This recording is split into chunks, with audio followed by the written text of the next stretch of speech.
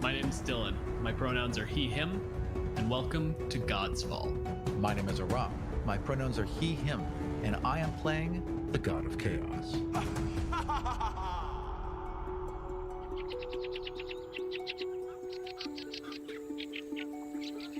The Union stands in the midst of beautiful, verdant fields. A tower hewn by the gods standing straight as a beacon of their power. And at the top is a moment of flux. A concentration of power expended that this world has never seen and may never see again. Radiating out are these tendrils, these fine red lines stretching into other galaxies, other universes, other planes.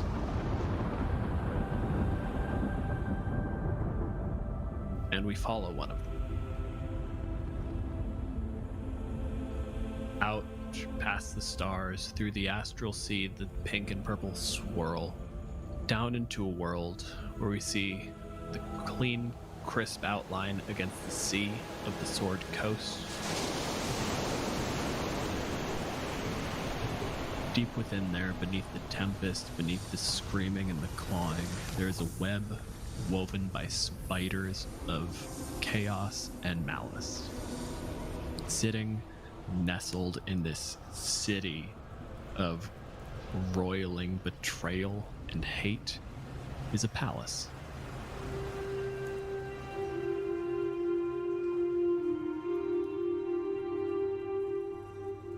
Composed largely of huge dark stones and webs woven into the very fabric of the building.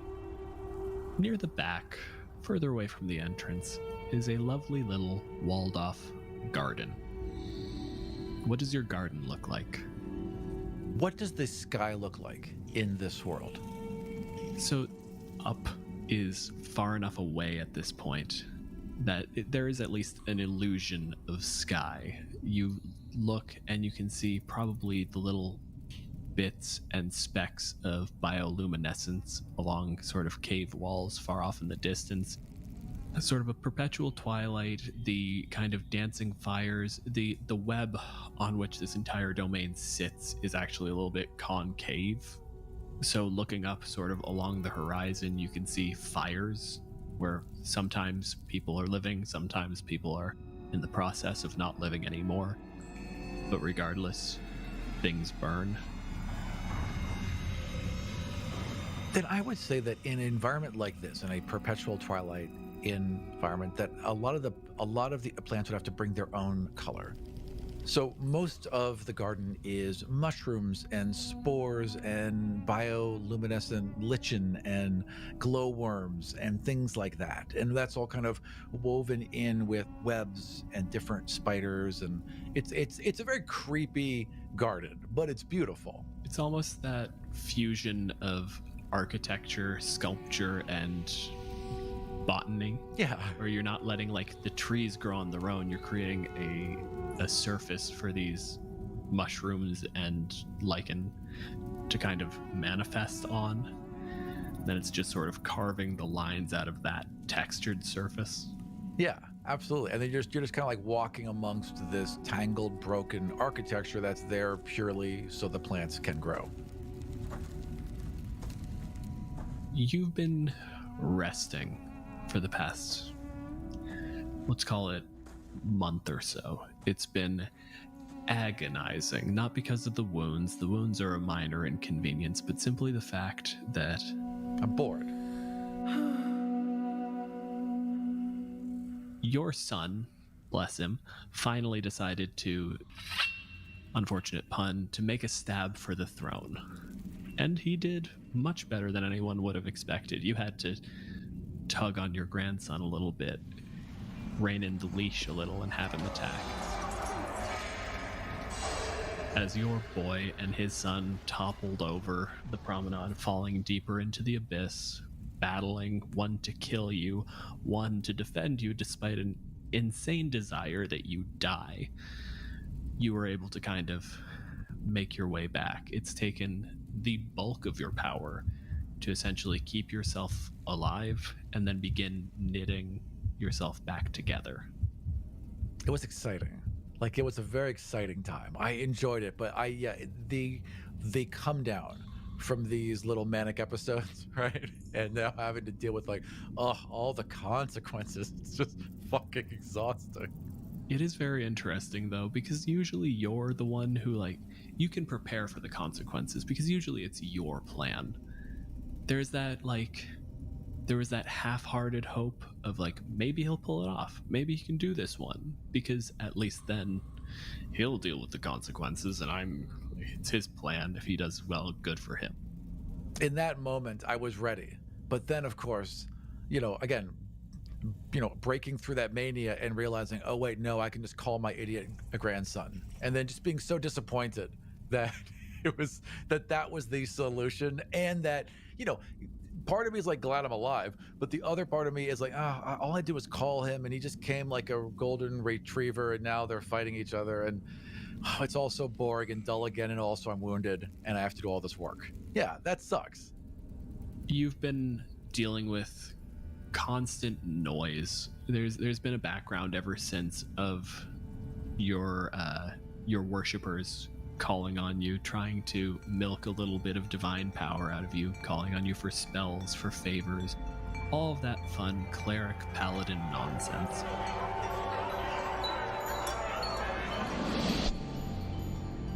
But you have your own things going on, and they can handle their own lives, or potentially their own deaths, depending on how well things go for them, for the next little bit. It is not your problem until you are well.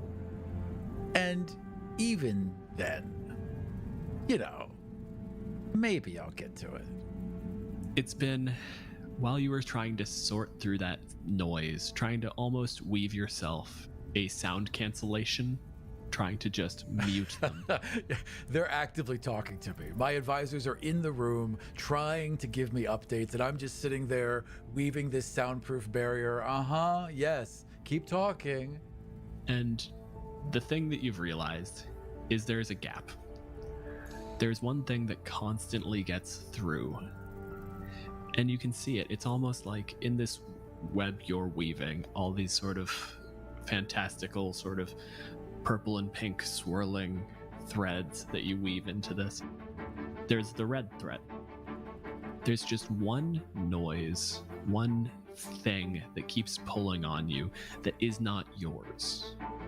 I bet she's probably been trying to ignore it. So she's been trying to weave herself into this cocoon. She's just going to shut everything out, and she's just going to heal and be unbothered. But as she's weaving this cocoon with these purple and pink and kind of like deep bluish threads, right? She will occasionally weave this red color in, but not realize it until she shifts her perspective and the light hits that thread differently and reveals it as red. And then she very frustratingly has to back up and work that color out, and she casts it aside and she starts to weave again, but then it ends up in the design again. So she keeps like having to redo her work over and over until she gets so frustrated that she casts the project aside and has to deal with the red ADHD thread because she's forced to. So she's now, she just rips her cocoon open and goes to, tosses all the work aside and goes to track down what that thread is about.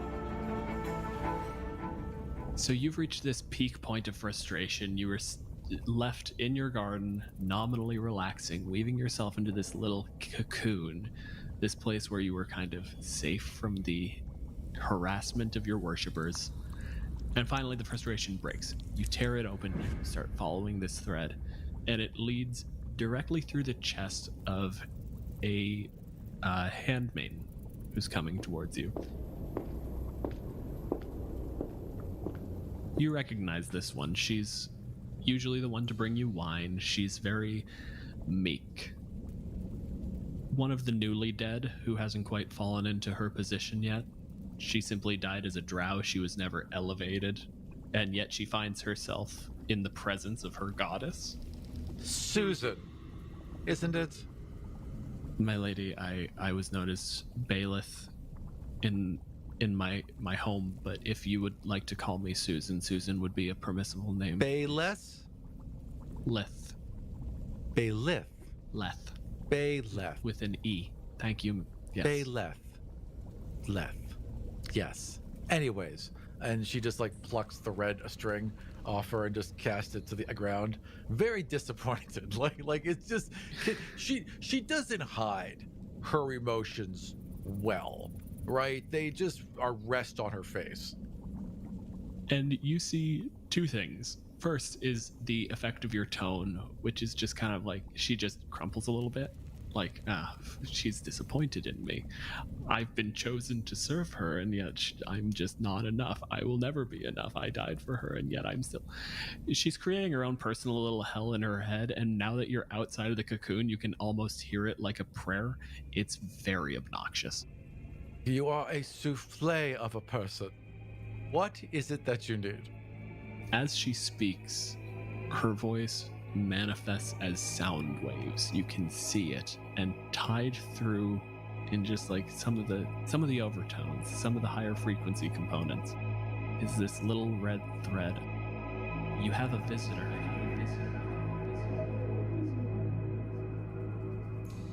Very gently cup her on the shoulders, like only one finger actually touches her. She's kind of grossed out by her, but she's, she'll try. She gently grabs her by the shoulders, raises her up. There we go. That wasn't so hard, was it? Yep. Show me to them. This is they requested to meet you in the throne room. And then she would just like stop and like look around, like she's not even aware of where she currently is. Am I in the throne room? Yeah, you almost rewrite that. Following the thread is like almost Scooby-Doo fingers in front of your nose. Right. You take a look around. You're in one of the you had to declare a north at some point simply to be able to describe the place to your worshippers. You're in one of the southeastern turrets. No, mistress. This is a stairwell. Ah, I see, a stairwell. I suppose show me to my throne room then. Yes, ma'am. Of course, it would be my unending pleasure. Yes. And she leads, and the moment she's not looking at you, you see her like straighten up, and there's a point where a door opens and there's a servant who's like coming through towards you, and she puts a hand on this person's chest and just shoves them back against the wall. There's an active impact. They drop everything, and there's a moment where you get just like, okay, that's why she's here. She's terrified right. of me, right? But and no one else that I can get behind. Hello, Jeff. As I just like kind of step around him. My lady, my name is, and she steps on the man's leg. Your name is now Jeff. You're led through to your throne room, and it is wide and empty. You can see these stained glass windows that were woven in. There is no immediate pattern to them. When you look down, it's just that the way they overlap from the various angles, the shadows from the bars in between the panes, it weaves this nice little almost fractal pattern. It creates that sort of structure of the carpet down the middle. They were put in by you. At a glance, it is chaos, it is disorder, it is madness, and then there is a clear path through it.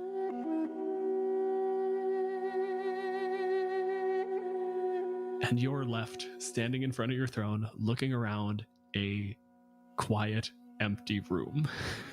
As we're walking into it, I am, without any prompt whatsoever, describing my entire thought process for all the stained glass windows and how the shadows play. It's like, like she's heard this speech so many fucking times. I'm like, yes, I really am quite brilliant. There's a point where you're like, every once in a while, especially now, there's a certain resistance to explaining yourself.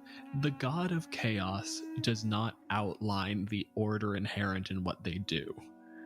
But as a god of manipulation and scheming, of intrigue, there's always just that thread through the middle.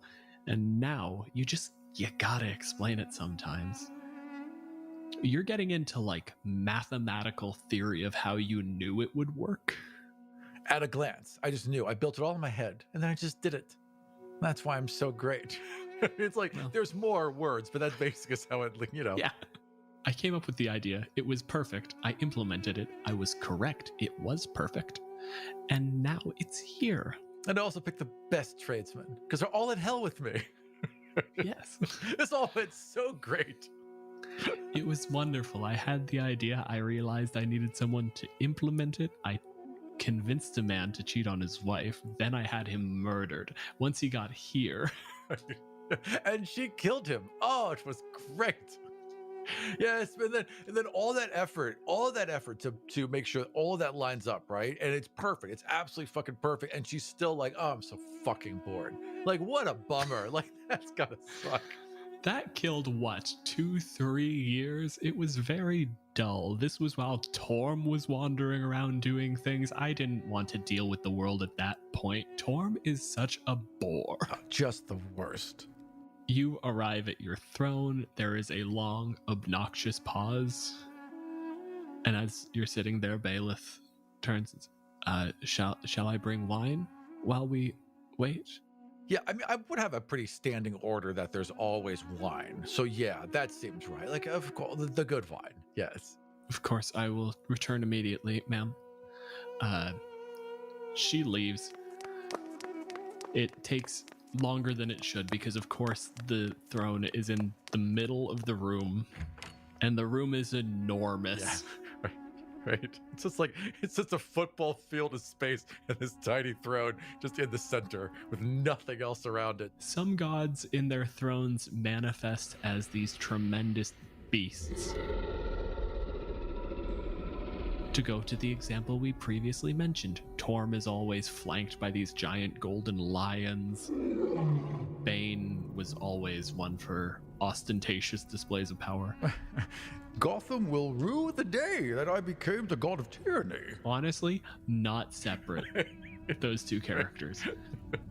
But after the 40 or so seconds that it takes your servant to leave the room, out of the shadows steps a shape. Leather armor, relatively sleek, very, very well made, clearly meant to move in. This is something that, like, it was specifically built to almost do athletic activity in. A simple cloak over it, pulled low, and you can see just the bottom edge of a, not even a full-blown mask, like a bandana that is pulled over the face, just dangling out of the shadow of the cloak. Susan is terrible at her job. Like, that is the first thought she has. Like, ugh, this has just not gone right at all. But if this was an assassin, even though I hadn't noticed them, but obviously they're very talented, but if they planned to assassinate me, they wouldn't have appeared so clearly in front of me. So I'm not worried. This is not a step out of the shadows, like out of a corner. This is legitimately where two lines cross from the structures in the stained glass windows. This shape just comes out of it. He waits, and when you kind of give the little of acknowledgement, he bows. Should I still call you the Weaver, or does everyone call you Lolth these days? So many of us are attached to our names, centered on them, as if they make us who we are. Anything will do, anything said out of respect. Shadow Boy, is it? Do I know who this is?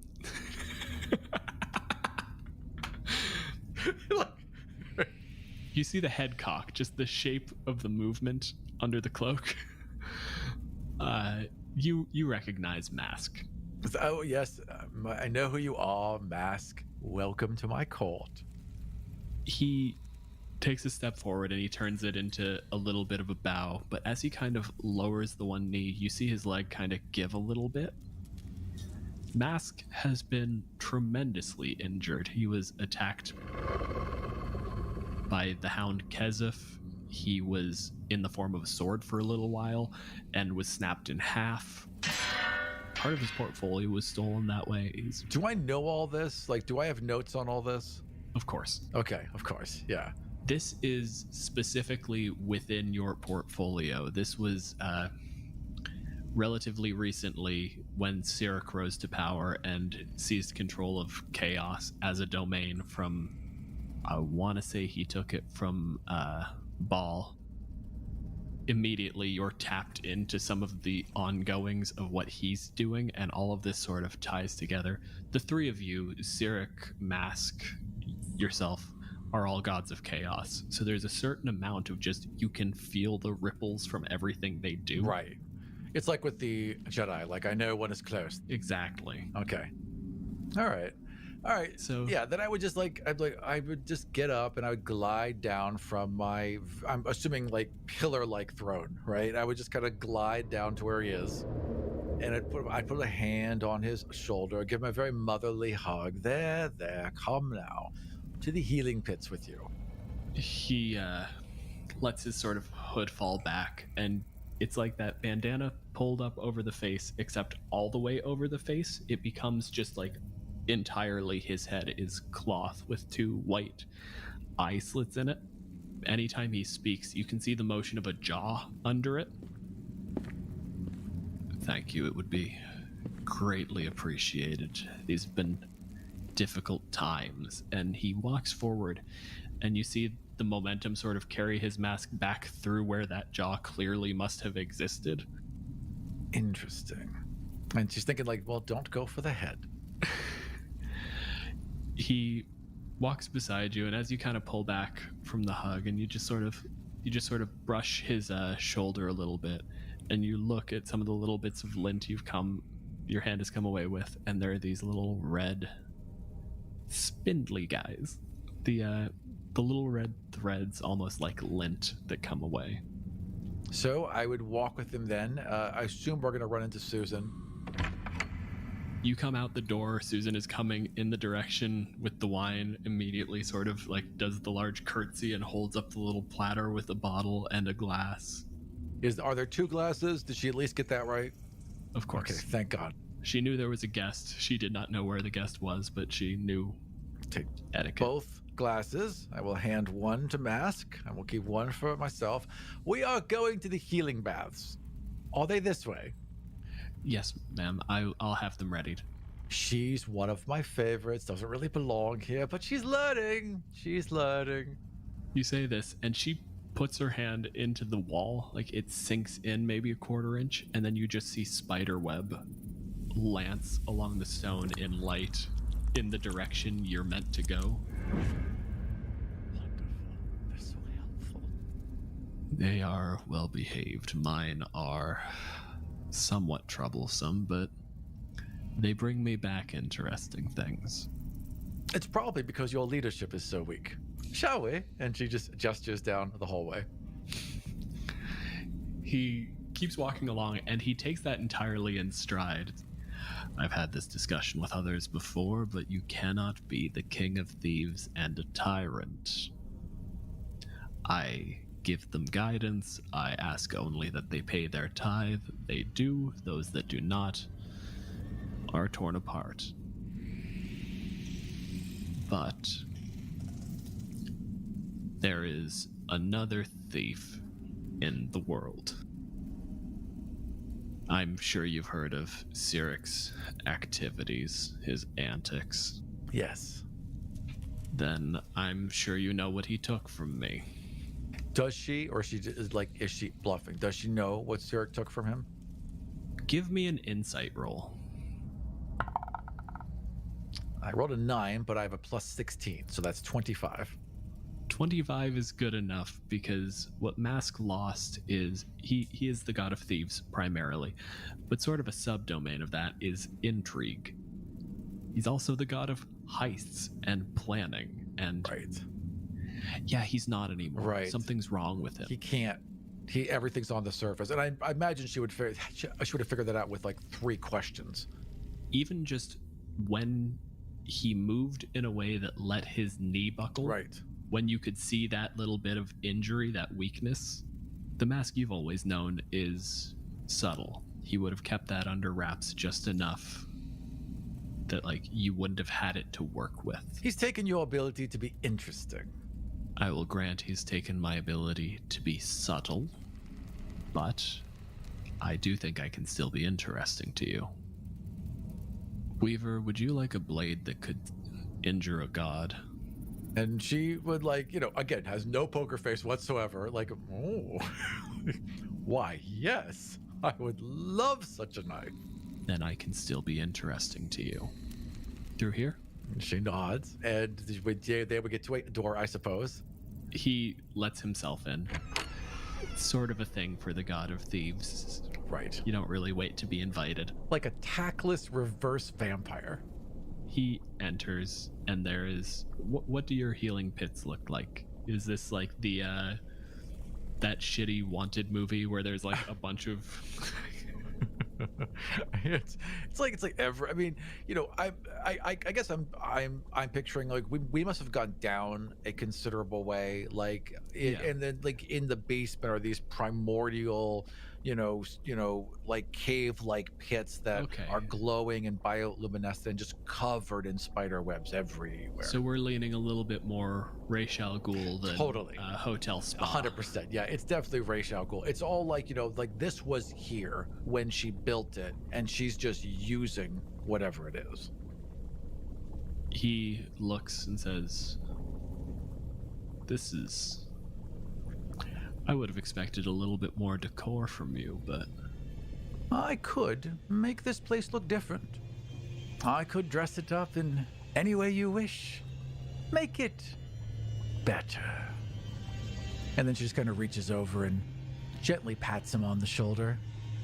But I think that you know all too well. It never really helps. Things are only what they are. And he slowly, like, doesn't take off the boots, the leathers, nothing. The cloak, basically, as he walks in, doesn't float up, like, in the water. It just dissolves. And he lounges kind of back into the pool. So what does he look like without the cloak on? You can see the build a little better, is what it amounts to. He's still wearing those, like, very well-fitted leathers. It's not quite, you know, full-blown leather jacket. It is still very clearly armor. This is an athlete, we'll put it that way. He's not built strong. He's built quick and lithe. He's going to get in places. He's going to get up things. He's definitely strong enough to climb and hang off ledges and shit like that and do backflips.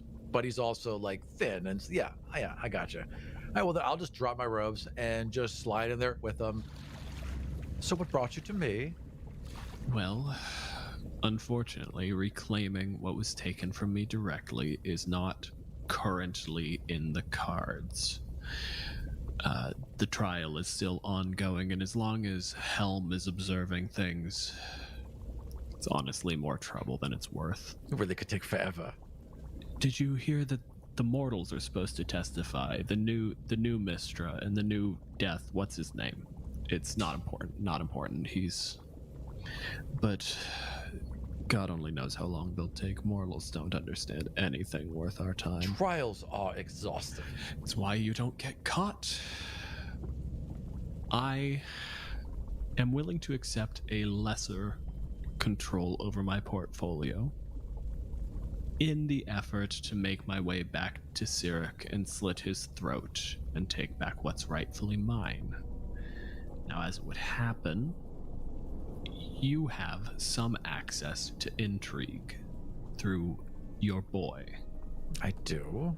Varen, the son who attacked you, is essentially a drow replica of Mask, to the point where, like, they've kind of collaborated on a couple of things. Some of the more ridiculous mythological heists that are attributed to one or the other are often both of them. It's just that they are close enough in scope that even the myths don't necessarily know which is which or when there's more than one. They were definitely dating. They're definitely gay boyfriend twins, right? I mean, definitely. They absolutely have, like, a Batman Catwoman thing. 100%. We just occasionally work together, and when we work together, you know, maybe some extra stuff happens. If Batman and Catwoman looked exactly the same. Yes. That's how they would be, right? Oh, they're fucking exhausting. But also kind of cute. Like, you root for them, but you don't want to just be around their Instagram for more than a couple pictures. They get tiresome. I know my boy is in a pit fighting my grandson. Yes. Does it appear that Mask knows that? This feels especially now that you've like dragged him into a combination sauna hot tub thing. This feels a lot more organized crime. This is a ask for permission moment. Oh, I get it. He just wants to come onto my turf. And there's a point where you're like considering and looking at him and assessing, and that lack, that little bit that was there that isn't there anymore, it shows. Yeah. He just eventually, after a minute of silence, just goes, I'd like to kill your son, and I just want to make sure that I'm not stepping on any toes. You have become rather direct. I have always appreciated that trait, Mask. Sure, we can come to some sort of agreement. Perhaps an escort, even. Assuming that this blade of yours is what you claim it to be. The knife is less mine and more. He just like reaches into himself and comes out with a shard of blade. Looking at it, you can tell what this is. This isn't a knife. This isn't even a dagger. This is a short sword that was shattered. He was turned into a sword of his own will or against his will? He did it entirely on purpose. Right, and then that sword was broken while he was in sword form. He was skimming off the top. He made himself into a vampire sword, given that the sword itself was a god, could kill almost anything. And when someone killed with it, they took everything. If you killed a mortal with it, you would steal their life, however much they had left. If you killed a mage, you could take their spells, their casting ability. If you killed a god, you took everything that they had. And he just skimmed a little off the top as he was passing it through. It was great until, they pieced it together and he was snapped. Shards go in all directions. Intrigue broke off before he could fully reform. Cyric managed to snag that, but he managed to limp away. You're having this little memory montage as he explains that one of his chosen managed to get into limbo temporarily and sneak away with a shard at the site where this big confrontation happened, where the sword was broken. It was embedded. He gets into the detail. It's embedded into a wall. The power had drawn a bunch of monsters nearby. Horrible, ugly things. Just terrible. He's going into all these details, and the entire time you're sitting there looking at the bottle and how, this is not large enough. And he is still talking. But the blade looks good. So even broken, even in this current state, I know that's a very powerful thing. You can actually see, the way he's gripping it, he's holding it in this leather gauntlet. As far as you know, there's not really anything under the leather. Mask might himself just be shadow.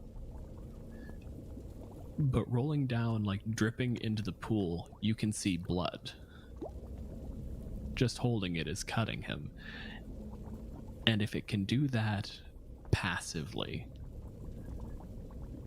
appropriate application could be tremendous in effect. Well, I clearly need it. Of course. So we'll help him. Good. Passage through your webs is somewhat difficult. Can I count on your guidance? Oh, I'm definitely coming with you. Yes, we shall call it it'll be a journey, like in a story. Yes, two gods setting off deep into the demon web pits. Possibly to their doom. Certainly to their torture and physical exertion. Yes, we shall go. Hopefully to someone's doom. And he just stands bolt upright. There is no moving you out of the way. There's no wrap things up. It's just good, deal, done. He pulls a bit of fabric out of a pouch and just wraps the blade. And as his hand kind of comes away, you see that blood drip off his hand along the blade. And as it starts to fall, you see that little red connective drip. It doesn't form into a discrete ball and fall, it leaves that long, thread-like trail. This will stay with me for the time being, but when we find Veyron and the point where he fell, I will give chase, and you will have your prize. Agreed? Yeah, I mean, it seems like a good deal for her. Like, she really doesn't have to do much, just kind of escort him, and then he'll do all the rest, and she just gets a knife out of it. So yeah, she'll agree. Of course. I mean, everything is fine. This is your territory. Who gives a shit? Right, also, I was terribly bored, and this is something to do, so yeah. You know where this happened as well. This was out in the parade ground. You were naming one of your new chosen when the attack happened. I haven't really been back since. Should probably check it out. I mean, there's a lot of things I can check off here.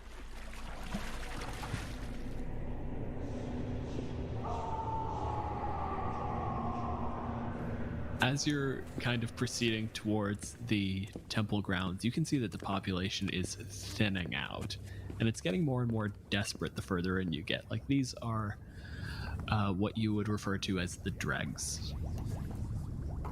Eventually, like, there's one person who recognizes you, a woman in the street who's just kind of like huddled up. She's wearing one of the robes that your followers hand out to the recently deceased. Oh, right, the bonus robe. Basically, you just arrive in hell and you get the bonus robe. Yeah. Yeah, they're normally handed out as very, very clean woven spider silk. They're in your colors of like purples and silver. This is down to nearly a matte gray. Oh. She's been here a while. Hasn't really moved up, has she? Not so much. Again, downsides to hell, you don't die. She sees you walking through. Mask notices that like recognition and immediately just sidesteps into the shadow like, I will not be a part of this. And she just scrambles forward on her hands and knees, just short of touching your feet. Just, my lady, I've worshipped you my entire life, and through death I have prayed to you endlessly. I knew that one day you would come to raise me out of this. I am so grateful for your eternal glory. She looks down at her. And what is the name of my loyal follower who is so eager to draw my divine attention?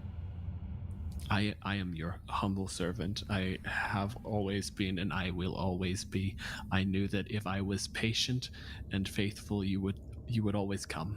Yes. What is your name, though? You have a name, yes?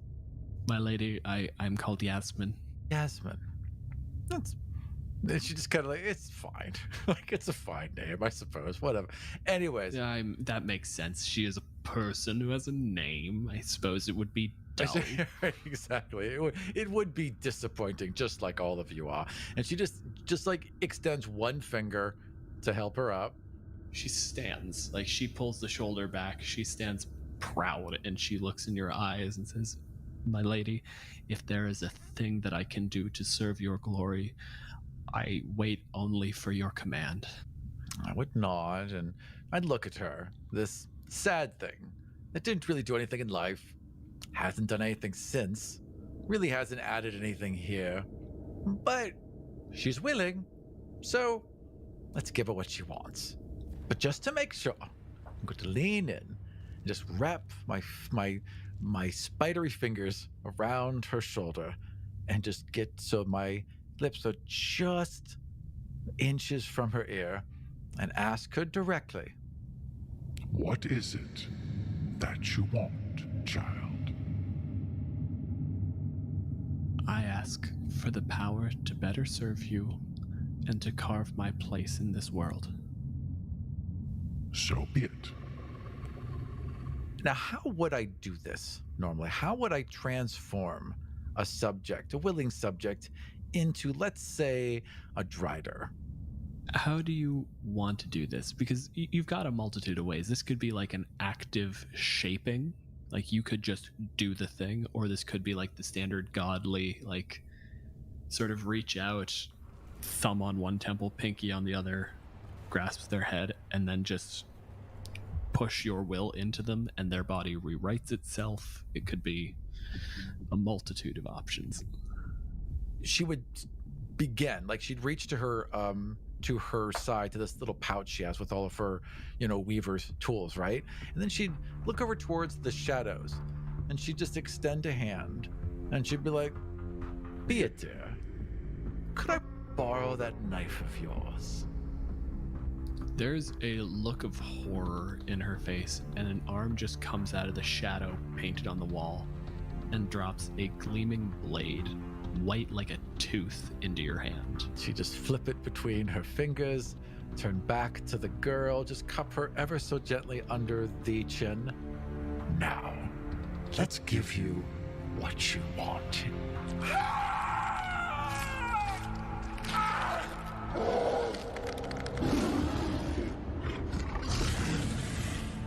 When she stands back up, it's the same hair, it's the same shoulders, and it rises until your head is at her chest height.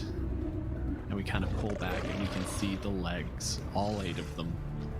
She kind of looks to her fingers, now tipped in claws.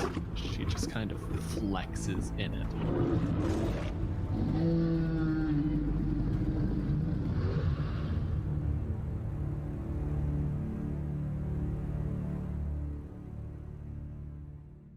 And she's the best one that like with this blade, I was able to like cut deeper pieces, cut larger pieces, make a large, like she's the best drider I've ever made.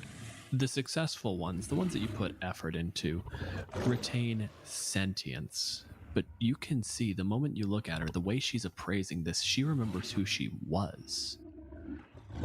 This isn't, you didn't birth a drider from a person. You made a person into a drider. And she looks and she flexes and she looks at her claws and drags them along the stone, and she just chisels through brick like it's nothing. She speaks and there aren't words anymore. It's that chittering of insects, but through it you get the message, the gratitude, the glory, the exaltation that you always deserved. It's just like with Marble, you just carve away what doesn't need to be there. And I'm just talking openly to Mask now as I hand the knife back over. And he steps out and does the little same like polishing routine. You just have to take away what's weighing them down and let them be what they were always meant to be. And she extends a hand and just gently rubs her new follower. Well, not new, but like just rubs her follower underneath the chin. Go be the best you that you can be. She bows, and as she does, she kind of like sinks down in the spider legs a little bit. And then she just springs upward vertically, a solid like 15 feet, and just skitters up a wall. And I'd say she's genuinely happy. She's done something good here. And she feels reconnected. This was spiritual. This was her. This is what she had built. This is a reminder of what she had built. And she feels more connected to her and herself and her ideals than she has in a very long time. Are you ready to continue? He just finishes kind of like wiping the last little bit of like ichor. Like there's this honestly borderline disconcerting mixture of blood and just black coming off the blade. He kind of finishes that. You're already like 10 feet ahead, looks up at where the drider went, and then there's just the and Mask follows behind you. I could give you some too. It might work with you. I understand the irony given my current situation, but your creatures lack subtlety. Look around. I'm not really subtle. It's not really about that. I like to be obvious. Chaos should be obvious. You can't just hide chaos in the shadows. Have you ever seen a play where a joke pays off while the character who made it is not on stage? The trick is to make sure that no one notices you, but everyone hears the echo. I am amazing. Everyone should know it. I know it, and I have no problem saying it. What you're working towards is fun. We can play these little games, and I do like taking a little side quest. However, if it's just that, if it's just this playing in the shadows, if it's just this little dance you do for this smug little enjoyment that only you get, Backstage, then I don't really understand the point. That's fair. I understand your perspective, but you miss the point of theft. I leave chaos in my wake, those who discover things they relied on missing. This is all your glorious game. You leave chaos everywhere. Things cascade into destruction. People go about their way in desperate measures because they don't have what they thought they did. But I do. As he says that, I've now seen him remove and replace this dagger twice. I want, as he says, that he does know where things are. I want to try to steal the dagger off him. Okay. Give me a sleight of hand.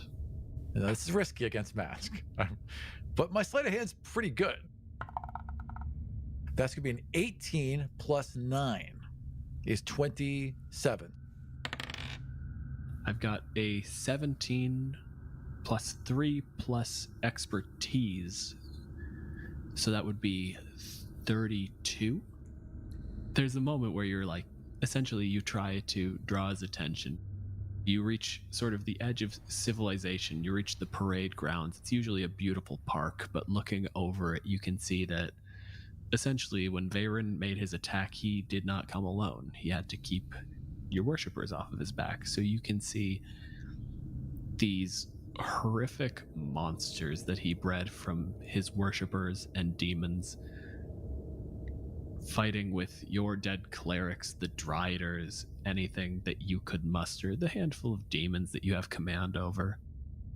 And there's that moment where you're espousing the beauty of mass chaos, and you try to just kind of reach, and you come back holding, like, just behind your back, the little wrapped bit of leather that he kept putting it back into.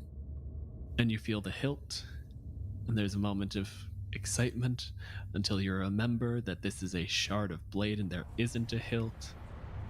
And you look over and you can just see the little bounce in the mask under where the cheekbones should be. He's not even looking at you, but he knows what he did. Yeah. And she's like, and then she just sighs, like, fine, I suppose I'm rather good at this. I understand the idea of half up front, but it's a dagger. You can't have half of it. You'll get it when we're done. I didn't even want the dagger. It was more just like putting you in your place. You're like, I know where things are, and I was going to take it and be like, oh, do you? And then just hand the knife right back. It would have been a fun moment. I fucked it up. You're rather good at this. You're a greater god, but I'm the god of thieves. This is my domain. What is it that you're here to steal? Because it does sound like you're just here to pick up something that once belonged to you. Why else are you here? Roll me a persuade. Persuasion, all right. Because you can see the moment you ask, he kind of like, you've cut to the point of it. And he's just a little bit hesitant. 16 plus 10 is 26. He kind of like exhales and he just starts checking over equipment. You know, he's looking through like packs of lockpicks, going through daggers, a little bag of caltrips. He's making sure that he has this length of rope at his side. Weeks worth of iron rations. You can see iron rations. Remember from 3.5, there was a difference between iron rations and normal rations, and the difference was that the iron rations could last longer. So like if you could buy the less heavy rations that weren't in an iron lockbox, I suppose, but you had to eat them within like stupid. 2 weeks, but the iron rations would last much longer. Jesus Christ, no one paid attention to carrying capacity. What the fuck makes you think people are watching the expiration dates? I was reading the Sunless Citadel just to prep for that Total Party Thrill series I'm editing, right? And literally in the opening text, it talks about walking past, you walk through this valley and you pass, and I swear to God, it says 1-4 + 1 abandoned shacks. So it wanted you to roll in the description text to see how many utterly useless abandoned shacks you pass. That's fucking great. Anyways, so she got caught, which is impressive to her. Like she's like, okay, so that's all the resume he needed to bring to the table, but she does need to know now why he's here. So he kind of gives the long sigh, and he pulls the dagger out one more time. This was my last great success. This was set into motion with contingency plans, with layers. I have balls in the air, and I can't trace them anymore. I am the god of thieves, not the god of muggers, not the god of thugs. I will have my entire portfolio back at my command, and your son will be a stepping stone on that path. Oh, excellent. I mean, I really care for him. Like, that's where he belongs. Good. As he should be. He just kind of relaxes a little bit. Like, there's a certain amount of like intensity, sincerity to that whole spiel that he gave, and he just sort of exhale, the tension falls out, and then the same thing, you can visualize the sound of it when he says certain things just have a draw to them. Some things you need to claim them and they just pull you towards them, and there's that little thread through every word.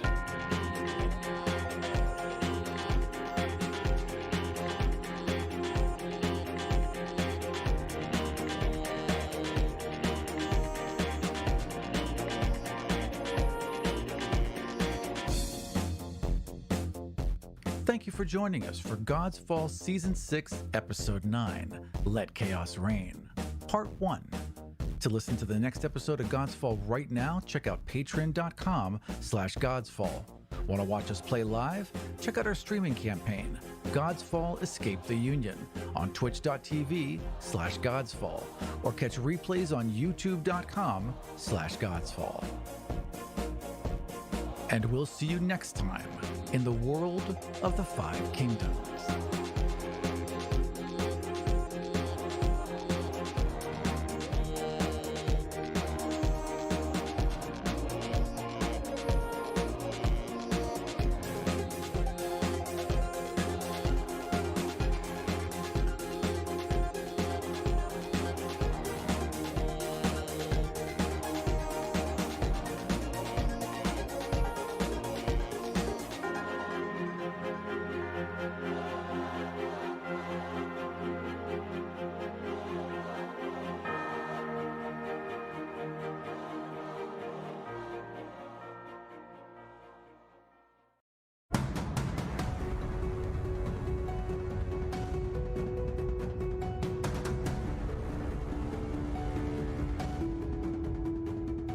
My name's Dylan. My pronouns are he, him, and welcome to Godsfall.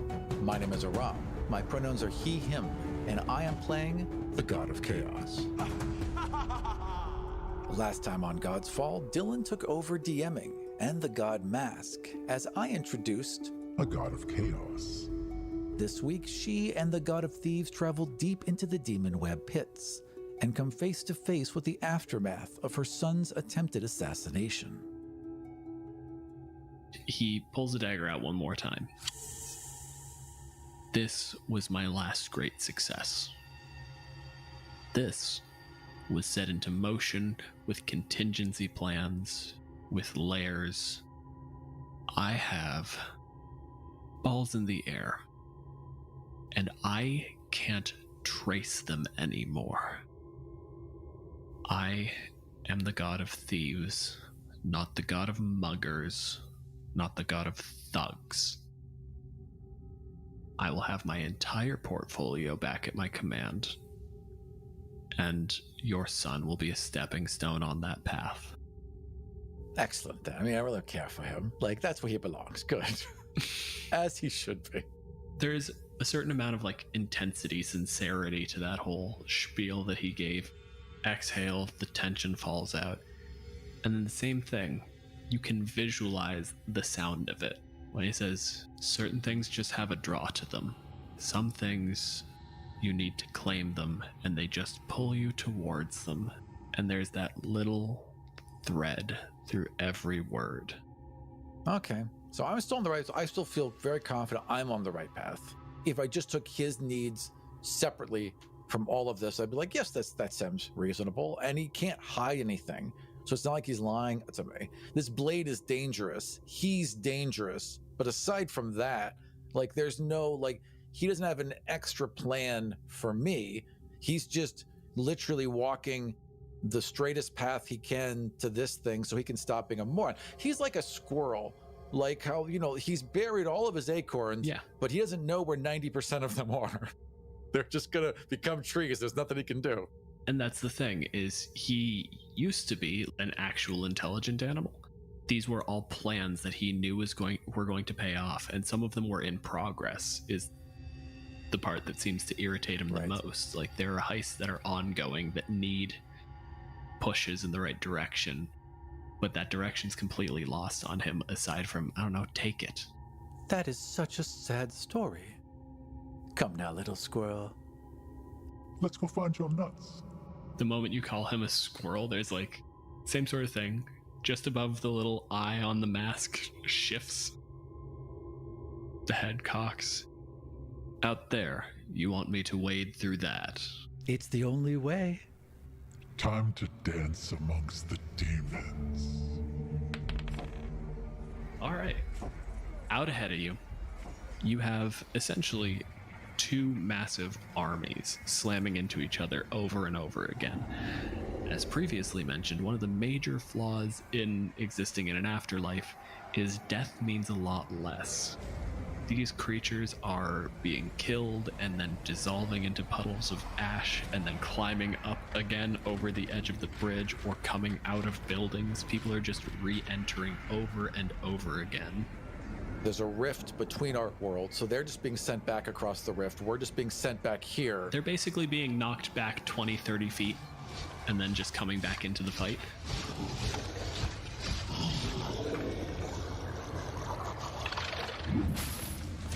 It's kind of wonderful. She'd be like, well, this pleases me.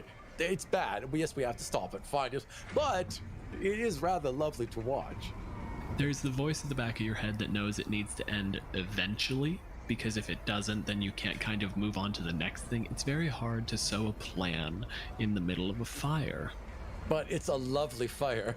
And you're so warmed by its glow. Oh, it's just nice to watch a whole wall burn. I mean, I didn't really think I'd like it this much, but I do.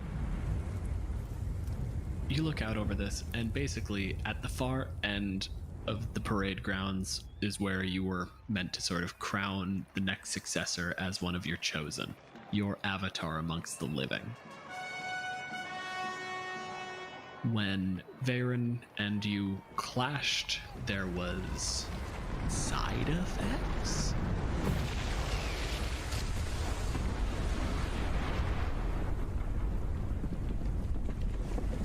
You essentially blew a massive hole in the bottom of the world.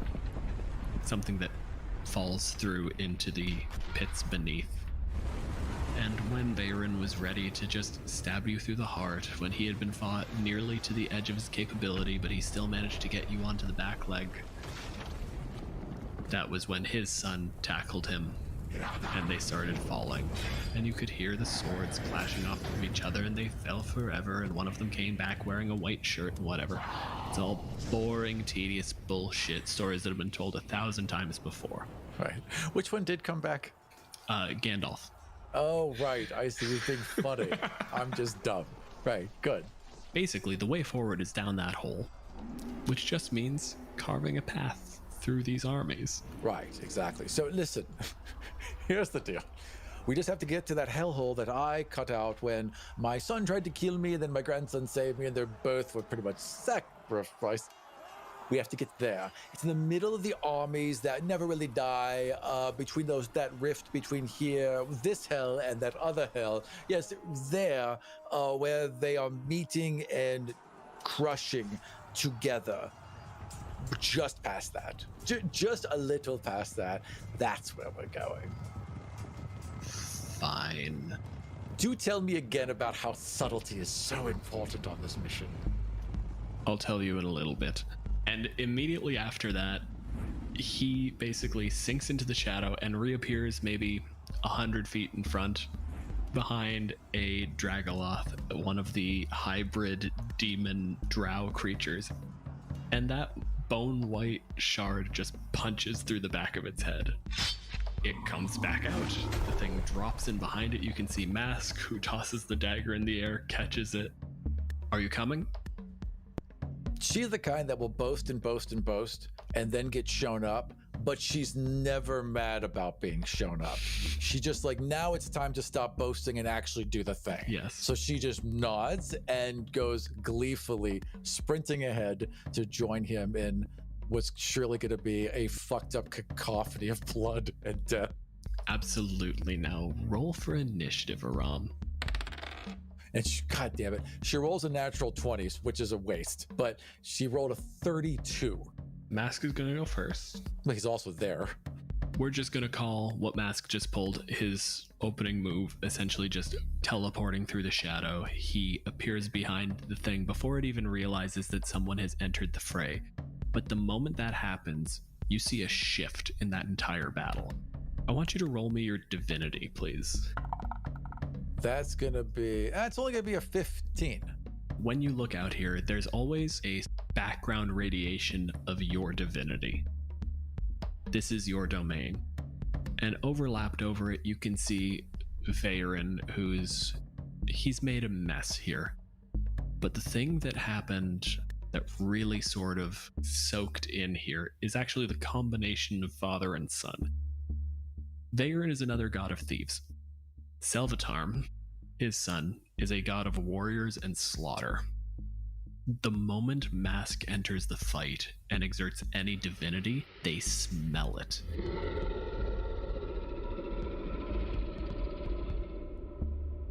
And it becomes like bloodhounds. The entire fight starts surging towards the two of you. You see this Dragoloth drop, and you see an entire army shift forward. What do you want to do? Get to Mask's side. That would be my first goal. We're just gonna have to go back to back. As I'm running towards Mask, Make a path before your queen. Yeah. all the forces there, I'm gonna rally to kind of form a corridor to get me to Mask and then allow us to fight back to back while keeping the army like I want them in front of us. Yeah. We are carving a path through them, and then the army that I'm calling to me is just keeping that tunnel built in support as we go through. What I want you to do is I want you to roll, I can't remember what stat your divinity key's off of. I want you to roll divinity plus charisma. 22. You just radiate intent, and immediately you can see the fighters next to Mask start pushing specifically away from him, and you see almost this pincer maneuver form where the armies of Veyron and Selvatarm essentially are acting as unaffiliated killers in this whole battle, are surging forward, and then all of a sudden these clerics and driders, and I mean we would mechanically call them paladins, but they are very much not paladins, surge in from behind as the army tries to charge forward and start slaughtering a path down the middle. They're not even concerning themselves with the edges, they're just carving directly through the army straight towards you as best they can.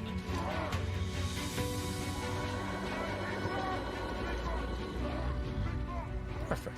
And I will assist. We'll call that just a general divine thing. Yeah. What do you want to do for your turn? I'm going to move to his side, And I'm just going to, like, my idea is for us to fight back to back and just, be the battering ram at the front of this column. And I'm just going to fight as hard as I can. And I just like I'm still pretty amused about how good he is. Like, I like watching him work. So part of me is I just want to get a little closer and just see what he's doing. Just scope out the competition. He's not quite an enemy yet, but like, it's always good to know what the people in your field are capable of. And also, I'm just so infrequently entertained. This is good theater.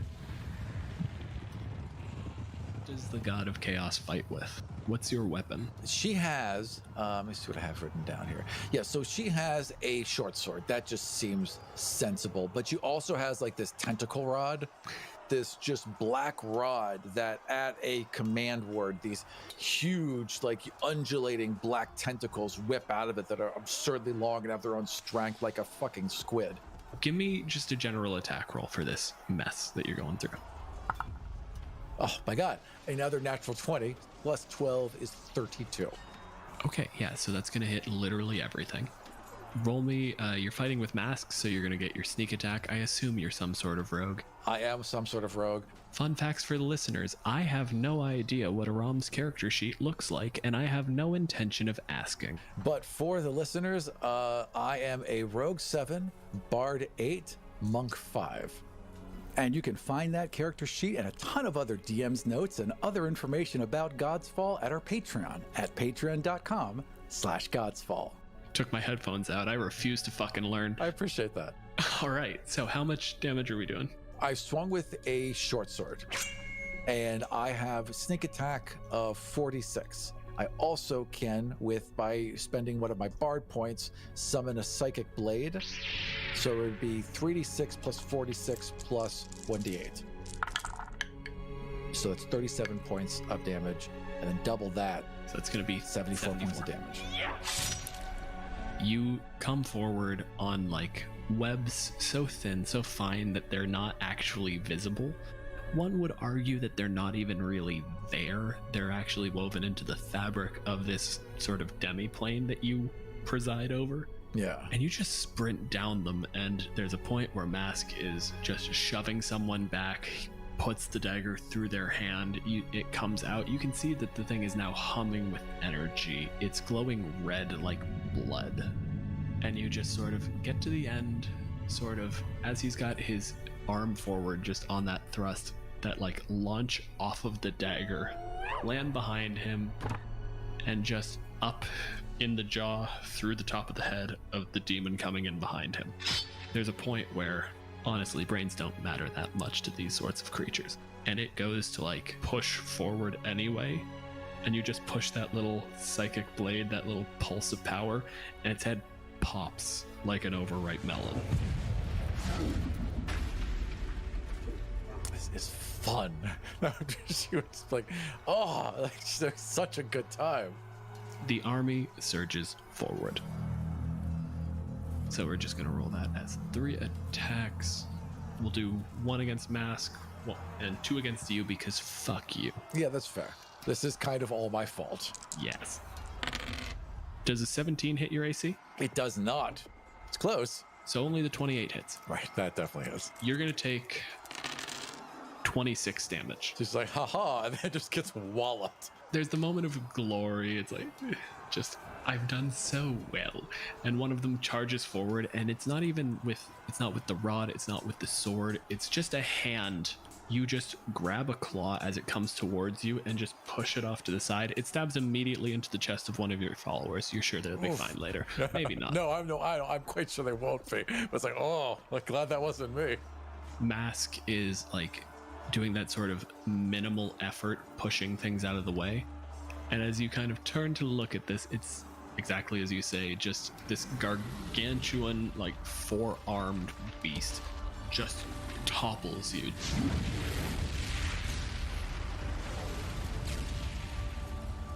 Takes you to the ground and just starts clawing. You're managing to fend off its attacks for the most part, but it's getting a couple of hits in.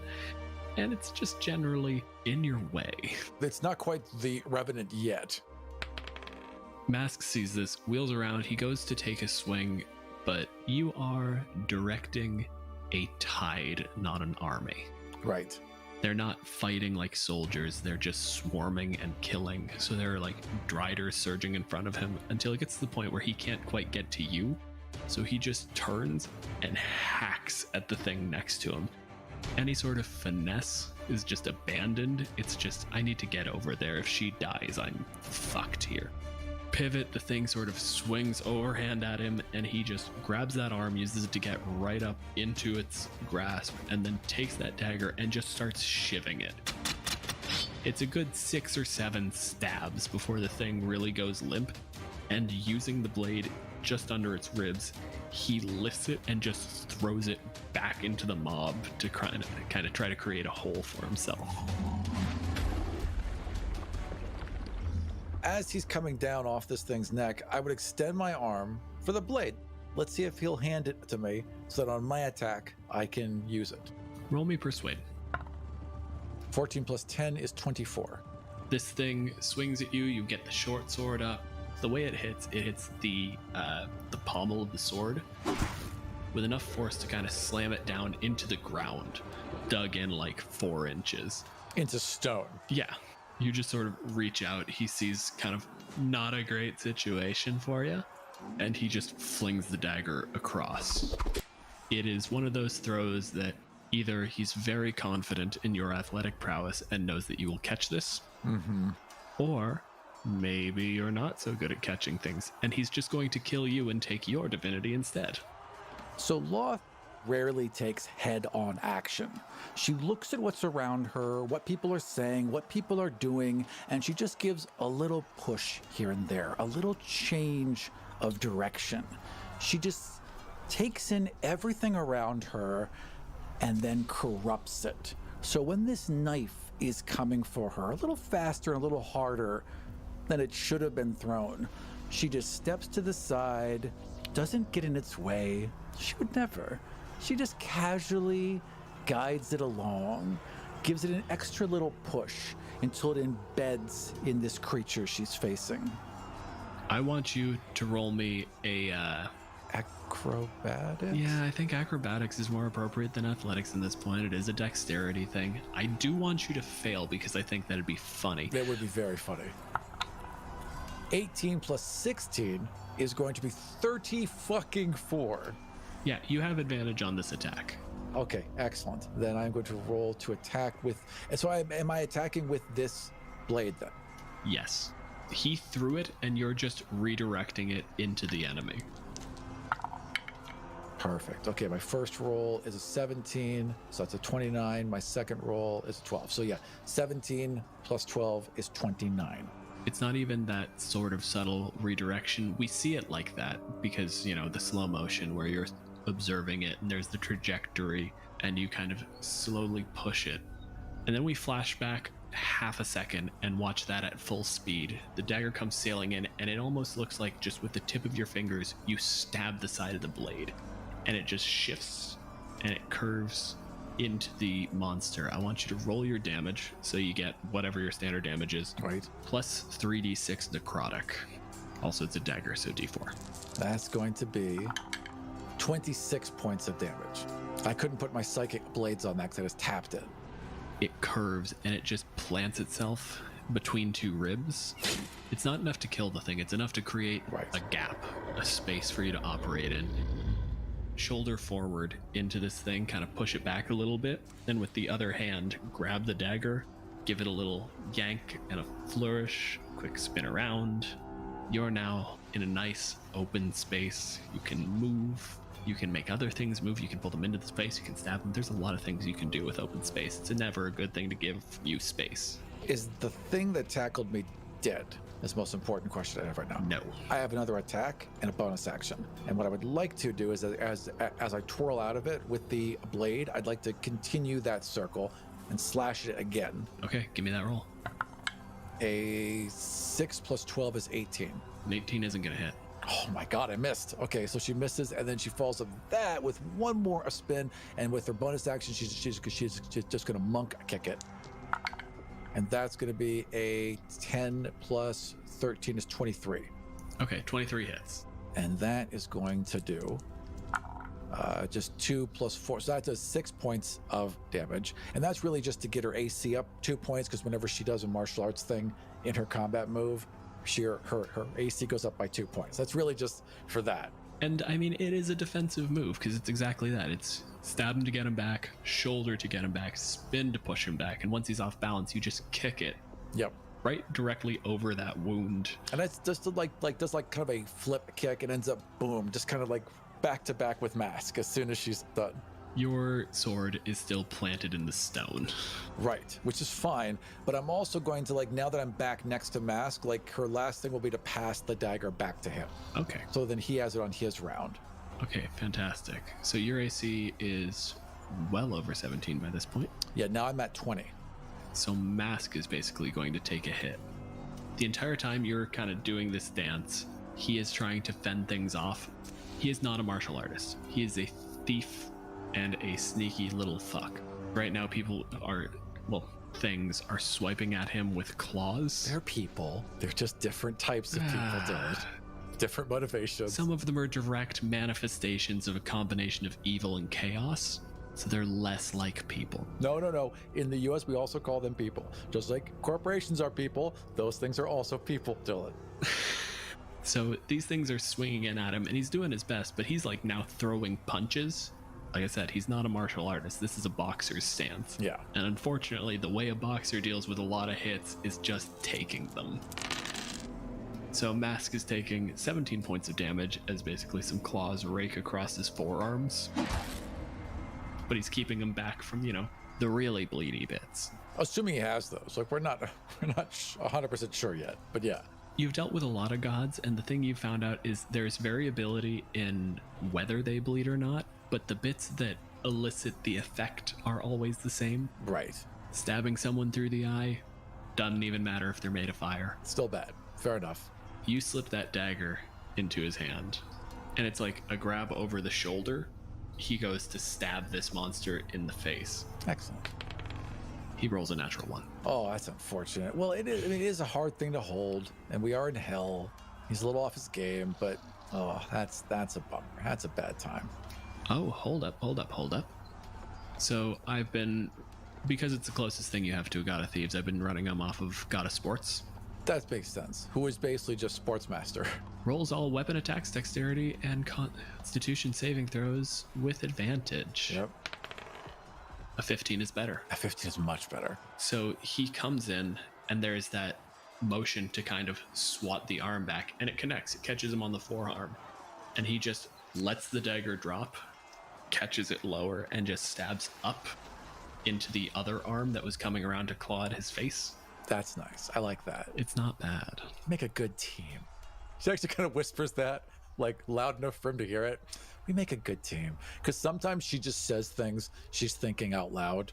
There's no reason to keep it back. You aren't the subtle one. Yeah, she's not capable of it. I mean, I really do see Loth as like, like she's like me. She's kind of nuts, and she doesn't really have full control over things. And I definitely say things out loud that I am thinking without being fully aware that I've done it, because I've gone so far into my own little fantasy in that moment. I will 100% do that. So yeah, she definitely would just say things out loud. Like, she wouldn't necessarily want him to know.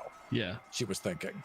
So he stabs up, he gets this thing in the arm, and he basically just pulls the arm back, and then it's just a punch to the face. It stumbles back into the crowd of driders and clerics, and you see claws just tear this thing open. Your worshippers have learned a simple tactic, very related to our previous conversation, for dealing with things like demons. They still have hearts, and it hurts when you stab them.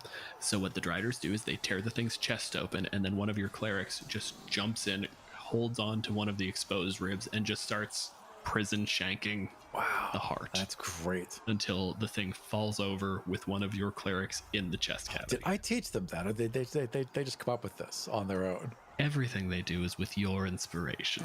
Yeah, I mean, I say that, but I know the real answer. So, like, I'm pretty sure they just figured this out. Yeah, they did this also. I am so proud of them. That is very good. I am entertained, and I am also very impressed. This is all around aces all around. This is a good day. It really is. Really has become quite a great day. Like, I'm trying to say, she's trying to stay focused on the plot here. Like, there's things she needs to do and people she needs to take care of. And this guy is dangerous, but at the same point, she's having such a lovely time. Speaking of which, it is your turn. As she shanks this, like, she kind of just like slides her hand backwards as if she's expecting the blade to be placed in it once he's done. It's not even him that gives it back to you. Your hand comes back and the blade is still in the forearm of that creature. Right. Your cleric is the one that like pulls it loose and just runs it to you. Doesn't throw it, does not have that sort of coordination, places it into your hand. Like I'm waiting for a latte. Yeah. As it should be. What's like the biggest thing around me? Now I want actually a challenge. What's the largest thing that's within reach? So funny you should say that. The largest thing is basically you can see up the ways your army is doing a very good job at clearing a path, but there's a point where that sort of pincer maneuver of clearing a path in front of you and tearing through the back of the other army has hit a snag, and you see flashes of fire and lightning in the middle of the path. That would be it. There's a couple people still in your way, but that's clearly where the fun lives. Can Mask do his thing where he steps into a shadow and reappears? Can he take someone with him? I see no reason why not. Then she would just kind of like wrap her, like she's got the blade, she's got her little fucking nightmare tentacle whip. She wraps herself around him and like just like one leg up. Very vampy. My dear, right there, please. And she points to where she needs to be. He just kind of sighs. It's really become his sort of catchphrase today. And he just reaches down to where one of your clerics was incinerated. There's a cloak left on the ground, and he just hurls it into the air. Immediately, shadow, and then pure black. So subtle. And then all of a sudden, you find yourself standing in the shadow directly beneath A friend. I always want to call it a Balrog, but it's very much not. It's not a Balrog. We do not want to be sued, nor does Dungeons and Dragons. You disappear into this darkness, and you find yourself appearing again directly under a Baylor.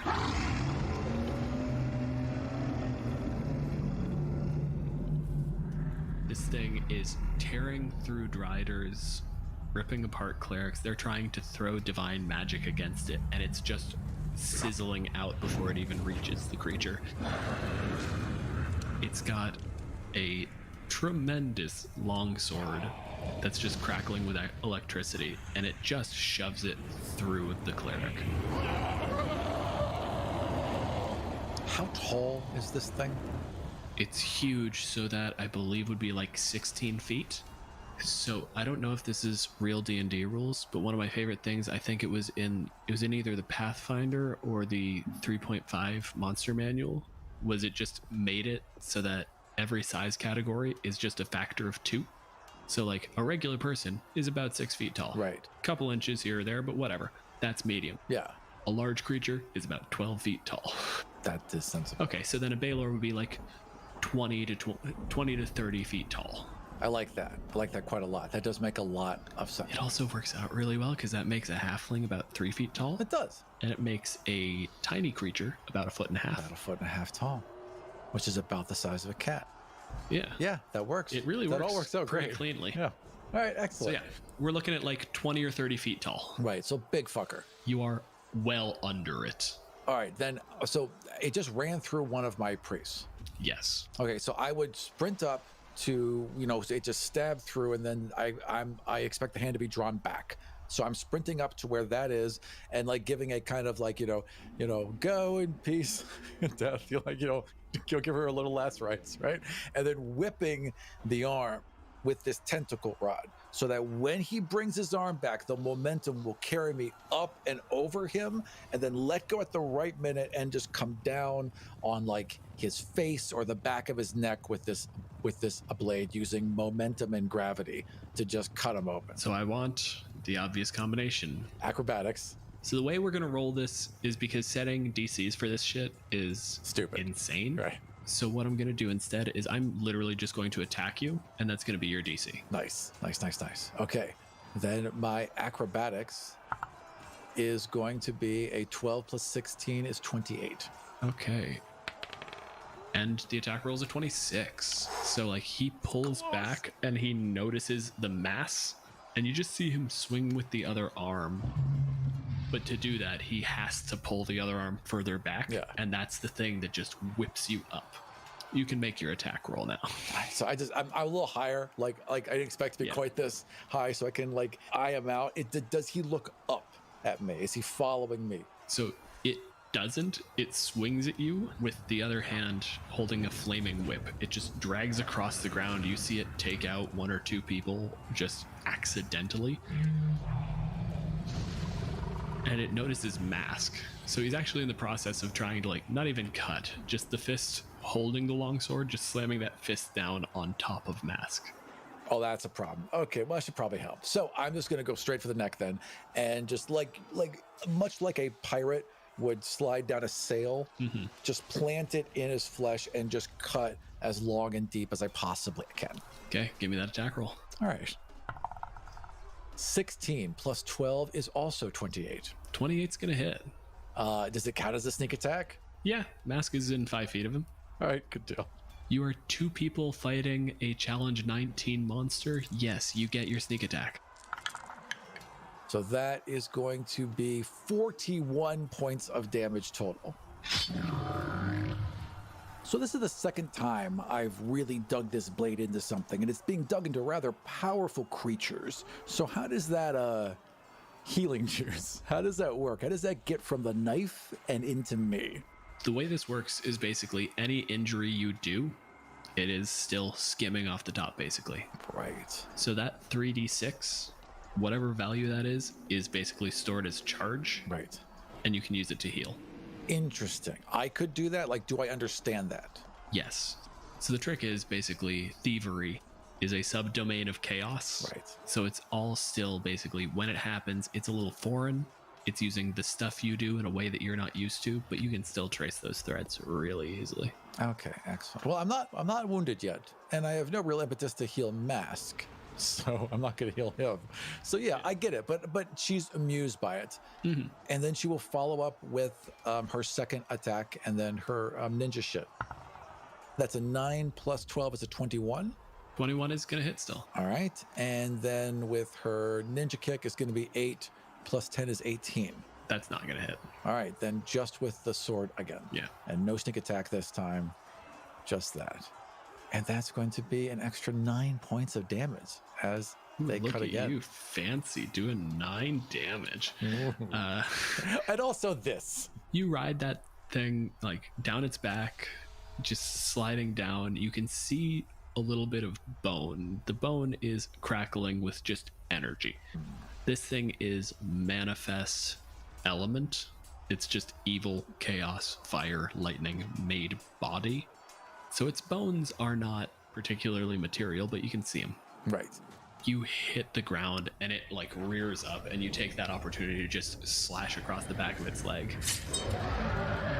And it takes a swing at you. That kick turns more into a jump, because you plant your legs against its foot as it's swinging back, and you just push, and it's just enough to clear the distance. Nice. I'll do a little twirl, I'll land, all proud of myself. Like, oh, this is fun, and it's going extremely well. And I will proudly hand the dagger back.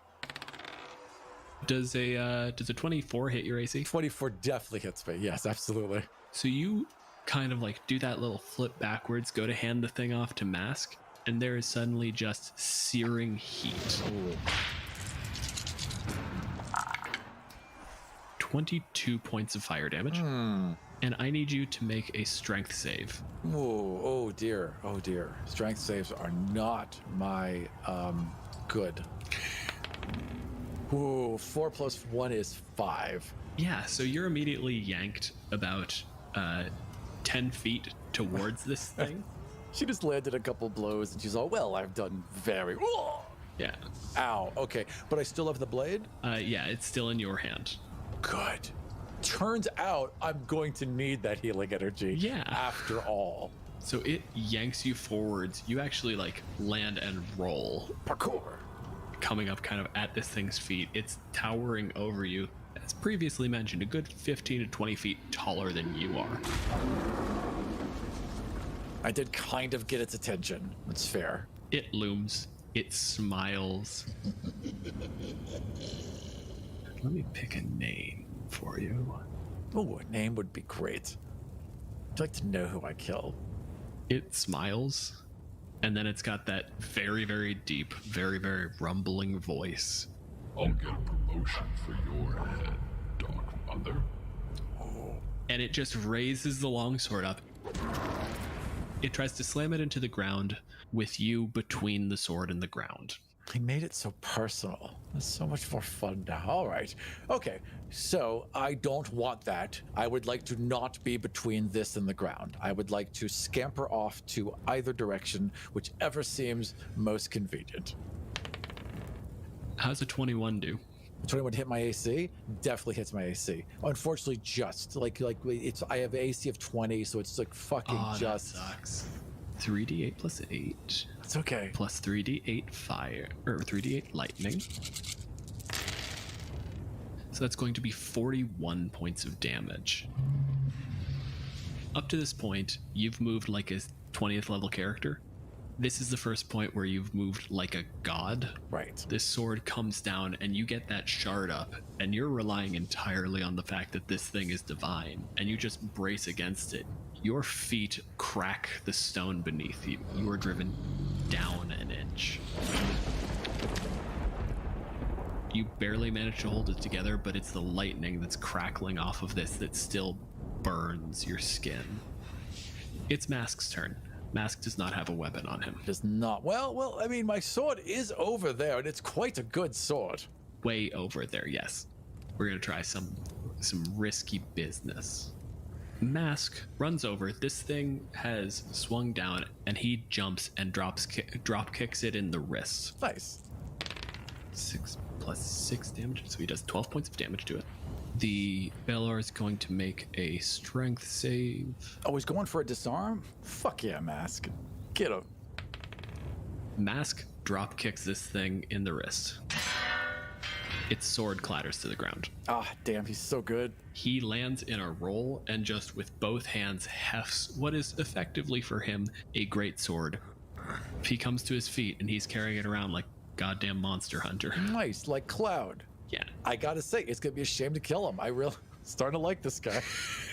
How wounded is the Baylor looking? I mean, it's been hit before. Right. That's not great. Okay. All right, then I am going to. As a bonus action, you can make an insight check against a creature you can see that isn't incapacitated, contested by the target's deception check. If I succeed, I can use my sneak attack ability against the target, even if I don't have advantage on the attack roll. So that's what I would like to do. I'm looking for an opening, a weakness to take this thing out. So you're rolling against a 17. So you succeed, essentially. Yeah, basically. I have a plus 16 and I rolled a 2. So I got 18. That's that's fucking stupid. You get it. Basically, this thing, once it's down the sword, it's not even sure what to do. Opening and closing its hand, trying to figure out how it dropped the sword. Looks at his hand, does the open and close it a couple of times, looks back over to Mask holding it. Shadow Lord. I don't need to kill 2 gods today, but I'll be happy to. And then I'm just gonna cut him in his fucking weak spot. Go for it. With advantage, that's probably gonna work. But that's even better. A natural 20 makes it 32 to hit him. And I'm just gonna fucking double all my goddamn dice. And that's gonna be a total of 56 points of damage as she just charges this thing, runs straight up its arm, and plunges the blade into its neck. Baylor screams and it starts batting at its shoulder, just trying to get you off of it. It basically tenses all of its muscles, and the moment it releases, there's just a wave of heat. So you're going to take 8 points of fire damage. Right, always. Not a huge amount. And then it's going to attack with the whip. Okay, I have one more attack. instead of attacking, can I use the blade to heal myself? Yeah. Then that's absolutely what I'm going to do. The 3d6 damage you just did, Yes. that you can just convert directly into hit points. It's going to be your bonus action, or it normally would. I'll make the trade-off that it can be your extra attack because you already used your bonus action. I appreciate that. All right, then No worries. I will shove those 17 points directly into me and feel a little bit better. You are consuming the thing's essence. Is it good? Kinda? Yeah. You feel fire and lightning inside of you. It's just a sheer bit of power, and it's not pleasant, but it's like your body is using that as fuel to do the healing. It is the least pleasant healing you've felt in quite a while, and you've spent a lot of time healing lately. Is Mask close enough to me where if I drop this blade, it'll end up in his hand? Mask is currently holding a tremendously large sword. Right, so he's fine. Okay, then I'll just hang on to the blade. So does a 26 hit you? Even with stupid ninja shit, a 26 absolutely hits me. Okay, so you're going to take 33 points of damage as he manages to basically hit you with the whip. And he's going to fling you down. And rather than doing the extra attack because he's missing his thing, I want you to make that same DC 20 strength throw. And I'm going to aim you at Mask. I'm making a strength check. Is that what you're having me do? I'm sorry. Saving throw. Saving throw. Okay, can I? I don't think that makes a difference for you, but just in case. It does not. Is there anything I can roll except for strengths? Can I roll athletics? It is explicitly a strength saving throw. Fair. Okay. That is an 8 plus 1 is 9. Hits you with the whip and then hurls you into Mask.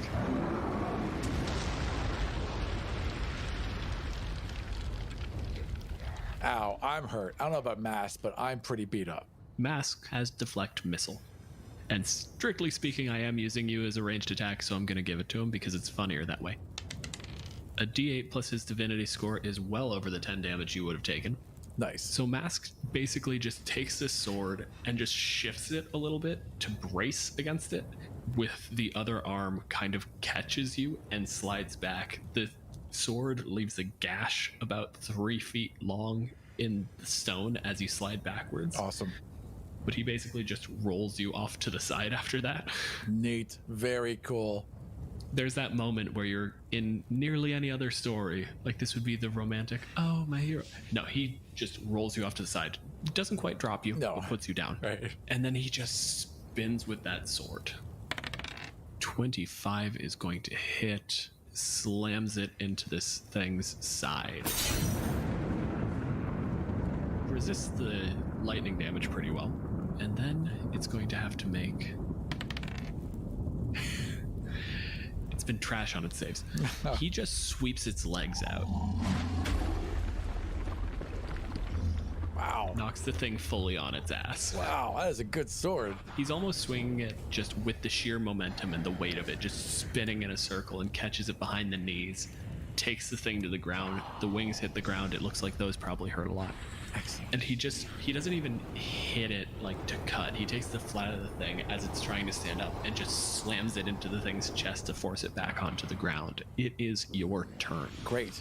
Well, it is prone, and I am going to carve that shit up, is basically what I'm going to do. So I'm just going to go for its neck again. I've stabbed it in the neck before. I'm trying to end it, and I'm really trying to see, like, if killing something with this blade is different than wounding something with this blade. That is my hope. It's an experiment. That is exactly what this is. I am a scientist. It's a trial run. Right. All right, so the first one is going to be a 27 to hit. Yeah, that's gonna hit. All right, give them all my sneaks. And that is going to be 32 points of damage as she drives that back into its neck. If it's not dead, I can follow up. Not. Then she will follow up. She will just plunge the knife deeper. A natural 20. That is going to be Fantastic. a 32, which I assume will hit. And she's going to shove her little psychic blade in there. And it'll take another 22 points of damage. Is that with the 3d6, now 66 from the dagger? That is not with that at all, actually. Hang on. That is with an extra 12. So 12 plus 22 is going to be 34 points of damage. It is angry, but not dead. Then she is going to do a little backflip off it to get away from it, therefore kicking it. 19 to hit. 19 doesn't. Okay, then she just backflips away and gets that little bonus to her AC and is back at mask, and she's a little frustrated at this point. Like, she really thought she had it. This is turning out to be a little harder than she had anticipated. Like, it was a fun day out. Yeah. And now it just feels like work. It's just ending frustratingly. But she's going to hand the blade back if Mask wants it. It's here as an option. Yeah, he'll take it. Oh, I should have healed. I really should have healed, but I can do it next round. The Veil Orb, in sort of a last desperate move, just manages to pull itself to its feet. And then it tries to swing at Mask. Mask, just like skipping rope, Right. hops over the fire. And then, just in sheer desperation maneuver, it's just going to try to punch you. So I do know that a 23 hits your AC. Definitely hits my AC.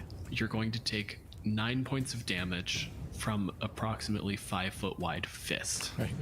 Right. Basically just barrels forward, swings at Mask, that doesn't work, and then it just clocks you. It would be a punch to the gut, but instead it's a punch to your entire torso and most of your legs. It's like being hit by a bus. Yeah. That's 9 points, 1 plus strength. I was able to roll with it, at least. All right. Ow. It starts looking around. It is panicking. And it just bellows in abyssal. The armies that were being held back by your forces double in momentum, and they surge forward. They start coming towards you. They're just barely being held back at this point. We need to end this thing. Yeah. They need to see him die so that they are crushed. We need to crush their spirits and kill their general before this goes very badly. Mask's turn. For the first time, he's going to miss a swing. 18, right up until now. Yeah. He was the MVP right up until now. He was fucking nailing it. Takes the dagger from you and then just flings it, trying to hit this thing. And the whip just cracks it out of the air. Ow. It starts storming forward and just... Shadow Lord, you know better than this. The thing is rearing up and it's getting ready to go in for a kill. This thing is cocky. It's your turn. This thing is cocky for taking on two gods. Is that blade like anywhere where I could snatch out of the air? It absolutely is. Great. Then Would it be as cool if you didn't snatch it out of the air? no, it wouldn't be. It would have to be snatched out. No, of so the it's so you can snatch it out of the air. air. Excellent. Then I would do like that. I'm going to leap into the air, grab this thing from midair, twist around so that I am in perfect striking distance, and once again rebury this thing into its fucking deck. Believe in you. Believe in me too, Dylan. That's gonna be a 19 plus 12 is a 31. The dice also believe in me, so that's 100% gonna hit. Yeah. And that is gonna do with my psychic nonsense and sneak attack nonsense. 36 points of damage as she buries that blade home once again. Make a dexterity save. 14 plus 10 is 24. Do you have evasion yet? Yeah, I do. Absolutely. Okay, fantastic. You drive this thing into the thing's neck, and it screams. It goes to reach up to you, and all you do is just leverage the blade and go from like in the neck below the head to just up into the head. Its eyes just burn with hate and fire. It tries to curse your name, but you have removed that ability very thoroughly. And then its eyes burn with more than just hatred. They burn with actual fire. And this thing ruptures. Mask hefts this like 3 foot wide blade and just gets behind it. Smart. You, on the other hand, have to pull on a little bit more. How do you avoid an explosion? She's right at its face, so she's like wrapped around its neck, and she has this blade. She's just digging around inside its head. She's like, no, it's okay. Just accept the inevitable death awaits. And then as soon as she sees that it's gonna blow up, she just plants her feet on it, and then wrenches the blade out of its neck as she just like backflips off it to get as much distance as possible. It's one of those things where you're like carried a little bit by the shock wave, and it keeps you like just ahead of the flames. Sure, because that's how physics work. Yeah, absolutely. I mean, it's not, but fuck it. Who gives a shit? Physics is for nerds. Right. You get launched probably a good 40 feet into the air between jumping off of this thing and the explosion. And you land in a smoking crater. There's a couple of dead demons Drider, clerics, worshippers of your son and your grandson. The magic in it clearly shorted out. A huge, basically slab of iron just topples over, and Mask stands up. That was truly obnoxious. I never want to do that again. Yes, but go team. And then I will heal myself with the dagger. So you do that. The next time that you attack with this dagger, you can basically spend the charge accumulated in it, and it'll roll like the longsword of the Baelor. Oh, neat. Very neat. So 3d8 slashing plus 3d8 lightning. That sounds great. Okay. It's a one-off charge, but that's what we're doing. Because we killed it with this dagger. Mm-hmm. Is it dead? Did we destroy its soul and it's then trapped in the dagger, or is it going to regenerate past the border? Its soul is not trapped in the dagger. Its soul is digested by the dagger. Neat. What is left of it is that charge, is that like you have drained something fundamental out of it. And I also imagine that by actually removing a general from the battle, as opposed to him just coming back, we've shifted the battle a bit too, right? Oh yeah. Nice. I know he's not happy, but my character is extremely happy. She is incredibly pleased. This has all gone very well. We just got by. She dramatically extends a hand, to help him up from behind his sword. So he reaches up, he grabs you, standard, Spartan arm grab. Yeah. As he does, you can see like the threading on the glove almost snake out and wrap around your arm. It's a red thread. All right. Does he seem aware of this? Not even a little bit. So how far are we from this hole? Maybe like 10 feet. She would see that thread and like for a moment, like she had a friend, not a friend, a playmate, right? An ally. I wouldn't use those words An either. aligned conspirator. A very good dog, right? So, something, like a really good dog, right? Yeah.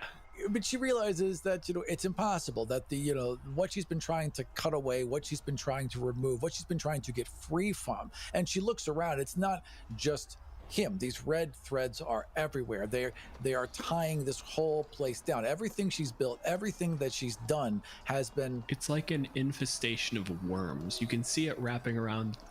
It is entwining itself into every web you've woven. Yeah, I mean, she spent this whole adventure making new bonds, making new connections with this person, and it's just such a shame that in the end, it all has to go. And so she'd help him up, and she'd just gently, slide her arm around his back, and she'd gesture towards this hole, and she'd be like, "Thank you. Thank you for a lovely day, and for showing me just what needs to be done." And then just shove him into it. He stumbles for the first couple of steps, like he's shoved. But at the same time, to him, this is still a job. Right. He stumbles, and in the stumble, he turns, and there's just a little, like, half-assed, snapped-off salute. Right. And the last step at the edge turns into just a jump and a dive into the deepest reaches of the abyss. She'll lean over and watch him. Because he does make a lovely form, and he is so impressive. And for a moment, she feels just the tiniest amount of, "Oh, I'll miss him." Yeah. And then she turns to the fabric of the reality of everything that she has built, and she gets to cutting. You take this dagger, and you cut through everything. You cut the fibers connecting its denizens to the territory. Thousands of your worshippers are cast loose into the abyss. The buildings start to crumble. Your palace is ripped apart. But as you do this, there's nothing else for those fibers to wrap around anymore. And they start to coalesce. And the more of them that gather, the more you can see the directionality. They aren't just infiltrating, they're coming from somewhere. They're all coming from one place, and they start to bind. You see it, and then you start directing it, and it starts to form a rope. It stretches out past the limits of the abyss, past the limits of the astral sea. It passes through realities somewhere. And you have this line, this tether, that's drawing you in, that's been drawing in everything you've ever worked for, and pulling you out into nowhere. Then instead of having it pull on everything all at once and snake out in random directions and grab little bits and pieces, right? If this is inevitable, then she would just be, let's just have it. And she would take out her tentacle rod and she would summon these tentacles, whip it towards this rope and just wrap around it, just fully embrace it. And with her hand, just draw it further in. Bring the storm. Those threads that you've cut, all of that power freed up, you feel yourself rejuvenated. Healing is a slow process simply because you are dedicating your energy to so many things at once. At this point, all of that power, all of those webs weave through you, and then they wrap out and they tether you to this line. They extend through until it's sheathed in that simple dark purple that marks everything you've done. And you pull back. You ride this thread. You drag yourself back along the line towards its creator, to whatever source thinks it has any right over your powers. And Lolth rides this line of chaos, this plan woven by an inept usurper across the astral sea to Calgun. And at the edges of it, you can see that it forms into these tendrils, and these tendrils weave themselves into ropes and strings and fibers, and you can see that you are not the only one being called. They extend out in all directions, and as far as you can tell, you're just the first to arrive. As I'm the first to arrive, before this place that we began at, where the hole was, this was a parade route. This was usually a place for celebration. I imagine there'd be a lot of coronations. Well, not coronations. There'd be one coronation, but there'd be a lot of people would get, oh, you did very well in the name of the queen, that kind of thing. Yes, this is where you named your chosen. You ascended people to become next to your angels. This is a place of announcements. Yes. Excellent. Then this is a perfect place to announce myself. And as I arrive, I simply shall step forward and announce myself. And that's where we'll leave it for now. Perfect.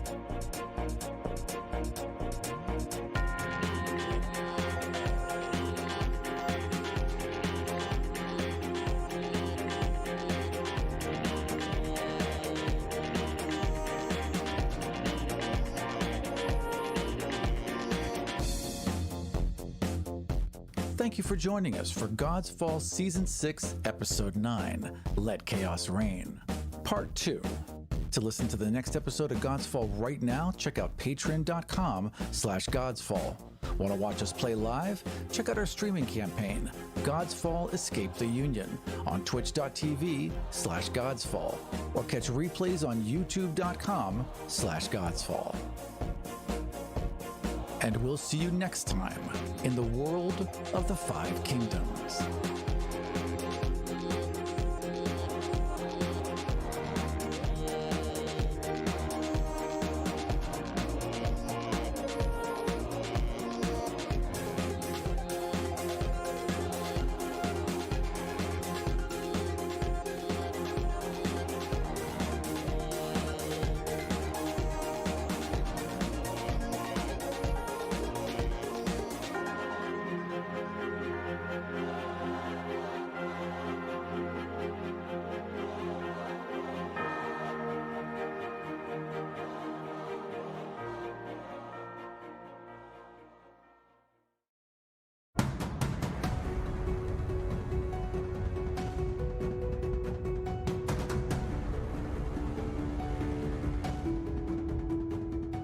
My name's Dylan. My pronouns are he, him, and welcome to Godsfall. My name is Aram. My pronouns are he, him, and I am playing The God of Chaos.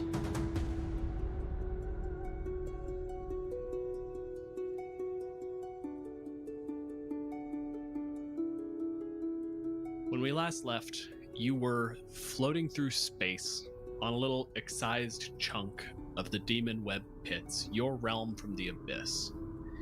You were being pulled by this thread of chaos, this little link to another god, another deity, basically dragging that fundamental connection, the fact that at your nature, you are the same.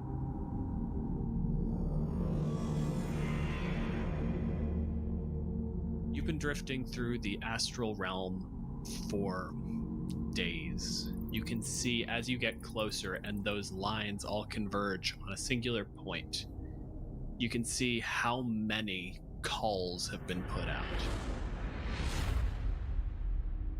You are by far not the only person that this god has contacted, but you are at least the first to notice, the first to arrive. Okay, but I can see the other strands. Absolutely. It really looks like someone is sort of spreading out a web. Right. It's all the little tendrils reaching out and touching all the corners, but there's no connective tissue to it. There's no winding in the middle. It's just pure radial reach and pull.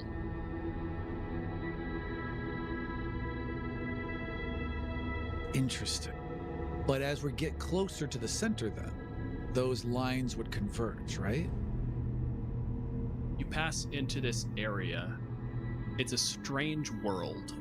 Essentially, it looks like surrounding their sun, pulling into that convergence point. It's a strange structure. Back in Faerun, it's nice, it's flat. The world makes sense.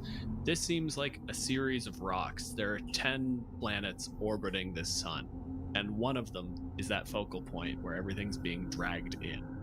What is with me? Is like my entire world with me? Or is it just me right now? I think you've managed to excise basically like a small chunk. You probably have like some loose life that has coupled with you. Honestly, it could be enough that you could rebuild the entire realm from this. But at the same time, you didn't your palace did not come. Every servant is not with you. Right, I had to say goodbye to the garden. That's all right. It'll be a good project to build the rest of it. What flowers does this new world have? Yes, and I've also got this blade. I've got this this blade that I took from Mask, or that he kind of gave it to me, in a way. You took it from him. It's just a question of whether with his authorization, and that's quite frankly not relevant to you. We were handing it back and forth. Yeah. I was the last person to have it. It's like hot potato. Yeah. Like this is just how it worked out. These things happen. Also, I pushed him. Also, you pushed him off a cliff. But he deserved that because he stood close to a cliff and also you. That's how that works. Exactly. It's what they deserved. Right. You can't just hang from a cliff in front of me and expect me not to stomp on your fingers. It's who I am. So as you and your little shard of the pits draw ever closer to this meager little planet, this god of chaos who is just wildly reeling in the biggest fish across the galaxy. There are a couple of the lines where you can trace them, you can see who she's made contact with, and some of these are a bad idea. There's one to the mother of dragons. There's one to he was a lich who managed to ascend to godhood. There was a whole thing with one of his lieutenants. It went bad. You don't remember his name, but honestly, he just seems tedious. You appreciate a good plot. Machinations are great, but there's a certain point where just leave some wiggle room. Let life take its course a little bit. Well, but before they get there, I'm gonna get there first. That's what you're. Yes. That's what you're saying. And is that part of that because of how I? It's basically you're the fish being reeled in. They're, same as all of them, but you grabbed onto that line and started pulling back. Some of them, it may just be they aren't interested, so they're not going towards it inherently. Some of it might not have noticed yet, but basically you're the first one to notice the invitation and you fucking took it. Ah, gotcha. So some of these connections are just to deities, but they may not even be aware that pathway has been opened yet. They're long enough that you can't see the end. Some of it is playing off of your knowledge of the planes and of the universe at large, where it's you know where this is going, you know who this is talking to. Gotcha. Some of them are going off far enough that you can't see the end. Some of them you absolutely can. Some of them are like pathetic little weak gods that have just sprung up in response to the first clever monkey who threw up a prayer. Right. Some of them are, like I said, the contenders who are known like across planes. But all of these gods are gods of chaos? Every single one of them.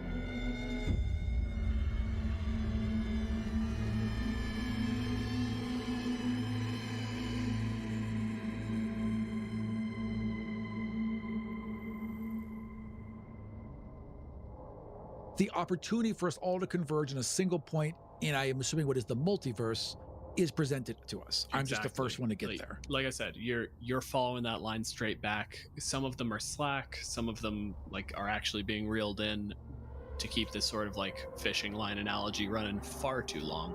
Here's what I'd like to do then. Yeah. When I get close to the center, I'd like to weave in a web. All right. I want that to be like one of those tester webs a spider would put out, where if that web vibrates, I know there's prey. So if one of those people gets close enough, once I pass through, once I get there first, I want that web to vibrate to warn me. Got it. Give me a divinity roll, because that's your shtick. Yeah. You are the weaver. So 6 plus my charisma bonus, which is +4, so I have a +7. Yeah. Wait, what? I have a +7 then, right? It's because divinity is 6 plus 4. is proficient. 6 plus 4 is 10. Okay, there we go. Right, shut up. All right, 7 plus 10 is 17. Yeah, that's enough to get that sort of like warning system in place. The way you picture a stereotypical spider web, just one line that sort of holds tension across all the other fibers, and if any of them go slack or if any of them move in any dramatic way, that change in tension is immediately going to be noticeable to you.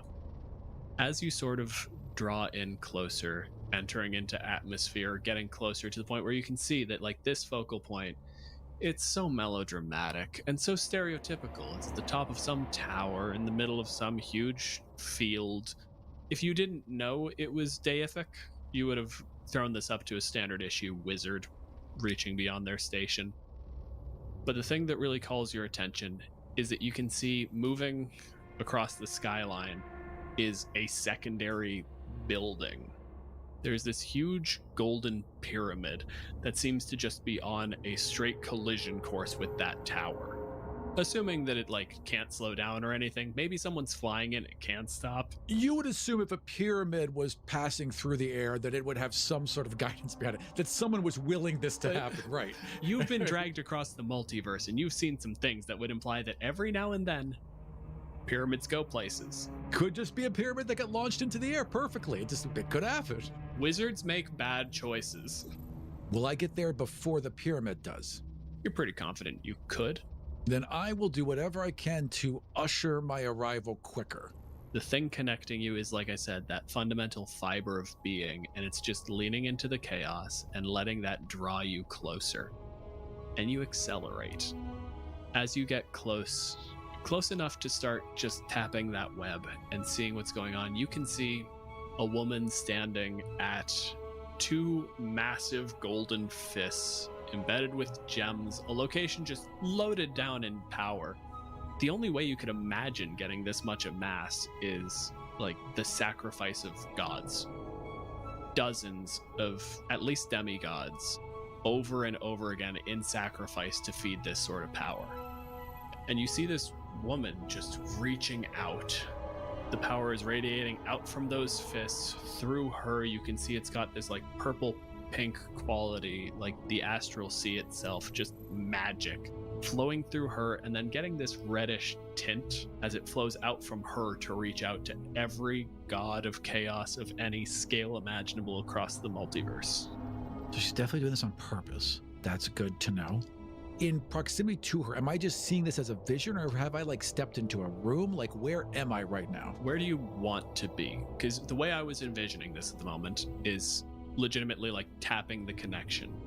You're getting that little bit of, she's distracted. She's got so many threads out there. She's pulling in so many directions that she's not necessarily watching you. So you're just kind of feeding that connection and just looking sort of through her eyes and seeing it.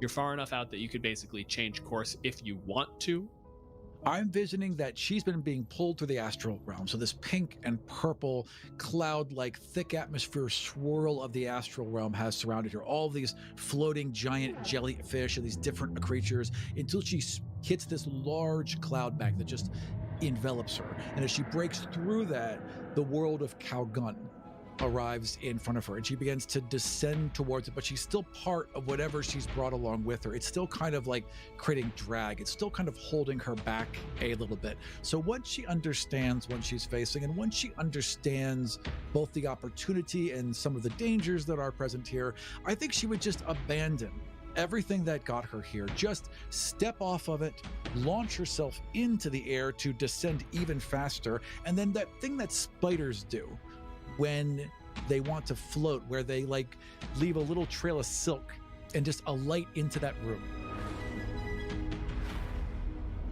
It comes out like a single thread. It acts as that parachute, and you can see it sort of like as you fall, it gains form. It goes from a single thread to almost a woven silk scarf trailing behind you, to the point where you land and it falls behind you and it wraps around itself. And when you come forward, it's formed itself into just this elegant gown as you sort of stride forth into a room. Fucking perfect. If this woman wants to play at drama, we will play her game. 100%. I'm like dressed for a Met Gala. Absolutely. You're going to show up to the Met Gala and they're going to be like, you could tone it down a step. So what kind of room am I in right now? I'm basically seeing it as like there's one fist under each hand and she's like in the middle of it. Yeah, that kind of thing, where it's a whole center point. The light's there. It's dim around the edges. That kind of bullshit. So essentially what you have is this massive stone room. It's probably a solid 80 feet across. And in the center is this raised dais, again, like 20 feet wide.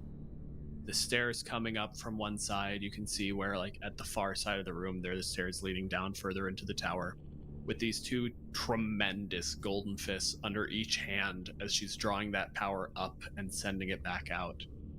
Completely diverted her attention. Right. And the momentum of that magic is just getting that whole, the hair is up and waving, the clothes are fluttering. What does she look like? What does Vistrix look like? Have you described her at all? No, never have. Seeing her in person, you realize that red, that stark line that connected you, it's the same tint as her hair. Huh. It seems to have just fully pervaded her. With the energy flowing through her, her veins have lit up the same color. She is borderline glowing. She has sort of an almost golden tone to her skin, but with the red light under it, it's taking on this, you want to call it sickly, but sickly takes green. This is flushed in a way that is almost bruised. It sounds like when you put a flashlight under your skin and it turns red and has that glow. It's exactly. Like that's her everywhere. Exactly. That's creepy. She's dressed in just very, very high quality leather armor. It looks like she's ready for war. Does the rest of this chamber suggest war? Is there any other suggestions or machinations of war here? No, the room is mostly ceremonial. This place looks wrong for what's happening. Like, the two fists are gold. They're sitting on top of this, like, ornate blue carpet. You've got maybe a foot of space on either side, where it just, like, is concentric with the dais itself. Almost a yellow goldish stone, just massive brickwork composing this entire place. It is not of a piece with her. She stands out as not belonging here. Someone else made this. There's a lot, I imagine there's a lot of power flowing through this room right now. Like I said, this is the amount that it would take just to do what she's doing would require, you would call it at least 3 greater gods, if not dozens of lesser deities. The building itself screams of godhood. You don't know this world, so it could be, but the building itself feels like a god. Okay. The first thing she'd want to know, the first thing I would want to know, playing her, the first thing Loth would want to know is how she can harness this power. The why is interesting, and she's a little confused about that because she doesn't quite understand, unless this is just purely an act of madness, why she would draw all these people towards her. Clearly, there might be a larger plan, but she's not seeing it. She would like to figure out, though, how she could get it, but more importantly, if there are bad people coming, she needs to know a way to sever that connection. I suspect she might be able to figure it out with the knife, but she's going to have to figure out a way to cut that connection if they get too close.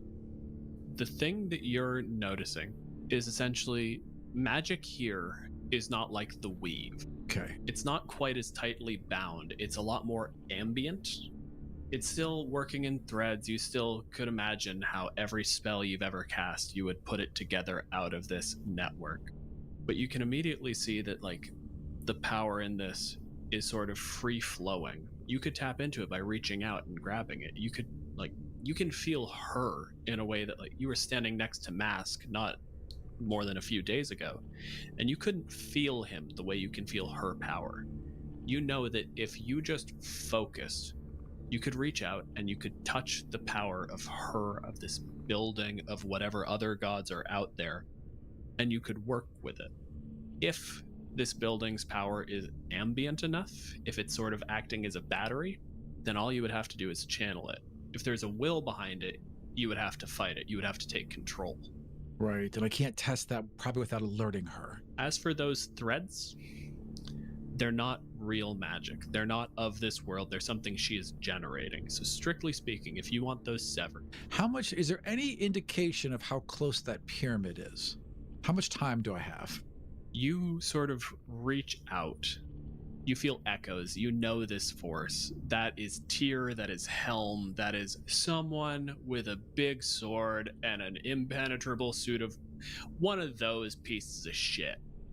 They're riding in that pyramid. Right, there's always one. All right, that's bad. But of course, but who else would be in a giant floating golden pyramid rushing in to save the day? Like, Tyr wouldn't have picked a pyramid. Torm wouldn't have picked a pyramid, but, like, it wouldn't be that different. Torm summoned a giant golden lion once. Oh, okay, cool. So, like, that's right up his alley. The golden lions. Yeah, I like that. I'm always down for a pair of animals. It would be more of a steed than a like vehicle. Right. You know, he'd probably be riding a lion in. But quite frankly, giant floating golden pyramid and flying golden lion horse is like, it's the same thing. Is not that different. In terms of the god that's pulling that shit, it's like one of you. Yeah, that makes sense. It's one of those people who believes that their individual will should be forced upon the universe. Exactly. Right. Reaching out and feeling that you now have something that you can really track. You can feel it. And as you feel it get closer, you've got to measure speed pretty well. You've probably got a couple of minutes, maybe 2 or 3, but it's going to get here. All right, so I have a couple of minutes to determine one of two things. Either how to take this power for myself, or if this is an ally that I should align myself with against this force that's coming. Those are the two things I'd want to solve. How are you going to choose? Well, I'm gonna, like she's been kind of drifting around, like looking at things, trying to figure things out, getting closer and closer. Just far enough on the side view that, like, you can start to see the silhouette of her face. Once I feel a little comfortable and I've kind of like centered myself, but I still don't want to go directly to her, she just lean back, open her arms, her eyes flip back white, and just a river of spiders pour out from her and start crawling over everything, looking into every nook and just like hyper investigating everything around her.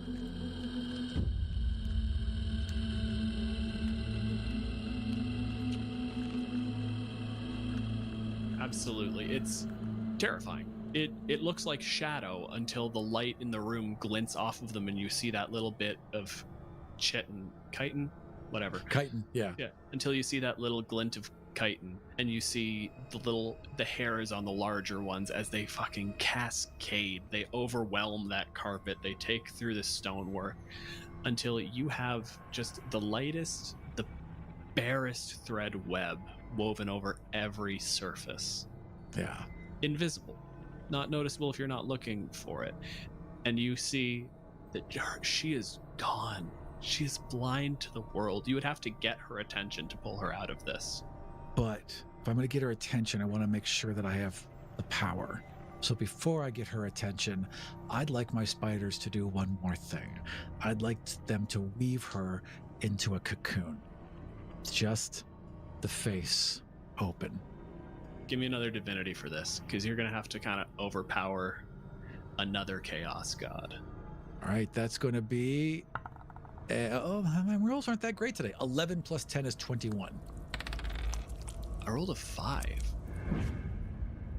Vistrix is too tied up in what she's doing to be even remotely aware of what's going on. She's just trying to pull on all of these threads all at once.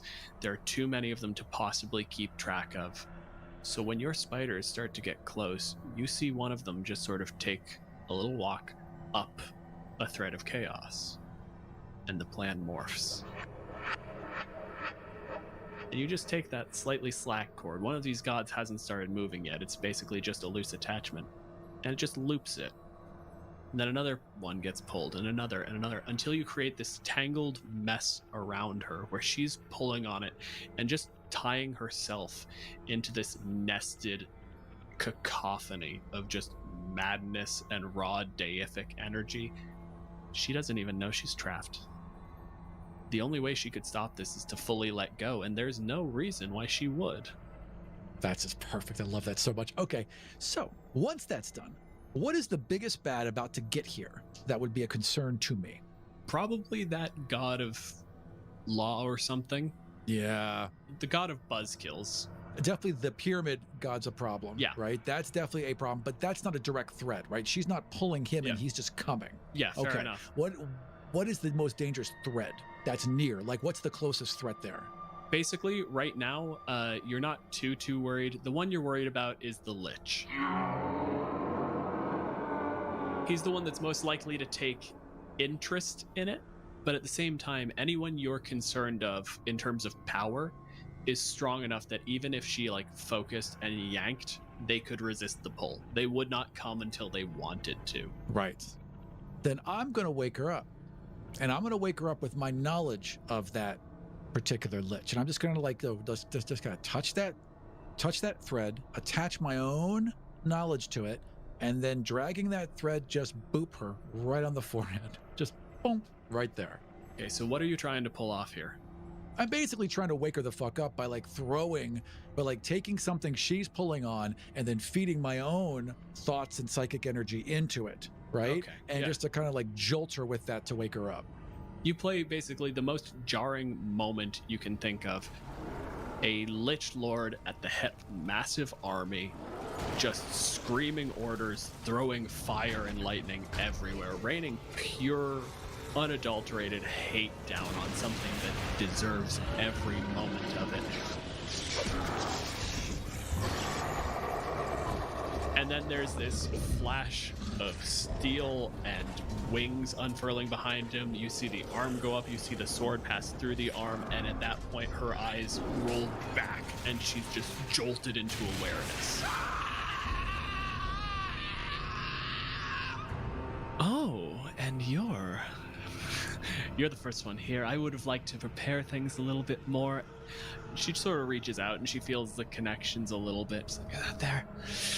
You're so much ahead of everyone else. I would have liked to have... Don't worry. I've gone ahead and decorated myself. She sees what you've done to the room. It's like, good, please. Yes, make yourself at home. My home is yours. I want you to enjoy your time here. But speaking of enjoying time, there's someone coming. He's a bit of a party crasher, a dullard, a bore, really. He's created some problems for me over time. He's also very, very useful. We built this tower. You can see it's quite nice. It's very impressive. It's very nice. He would like to murder a god. The humans, they had a big city. It became really silliness. But he wants him dead, and he wants to use this to do it. Now I'm repurposing it for invitations. You received yours. Clearly it's working well. My plan is brilliant. And when he gets here, he'll try to stop me, because that's what he does.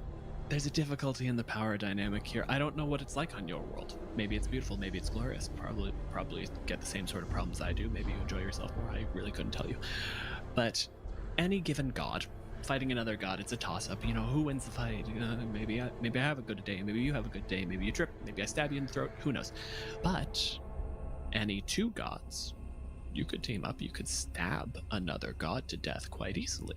I really can stab another god to death quite easily. So when a god arrives who would like to sort of put an end to my gathering, my party, before anyone else even arrives, your lich friend, he'll be here soon. Everything will be wonderful. Oh yes, it'll be quite fun when he arrives. So I'm here to stab the cop, am I? Yes, good. I can lend you some power. Oh, I'd like that. We can do this. Is that what this tower does? Allows you to lend power? No, is that not? Can you not do this? That tether between the two of you thrums. It's initially just warmth, and then you feel your power over again. Just chaos flows into you, and it just emphasizes everything. Oh. No, dear.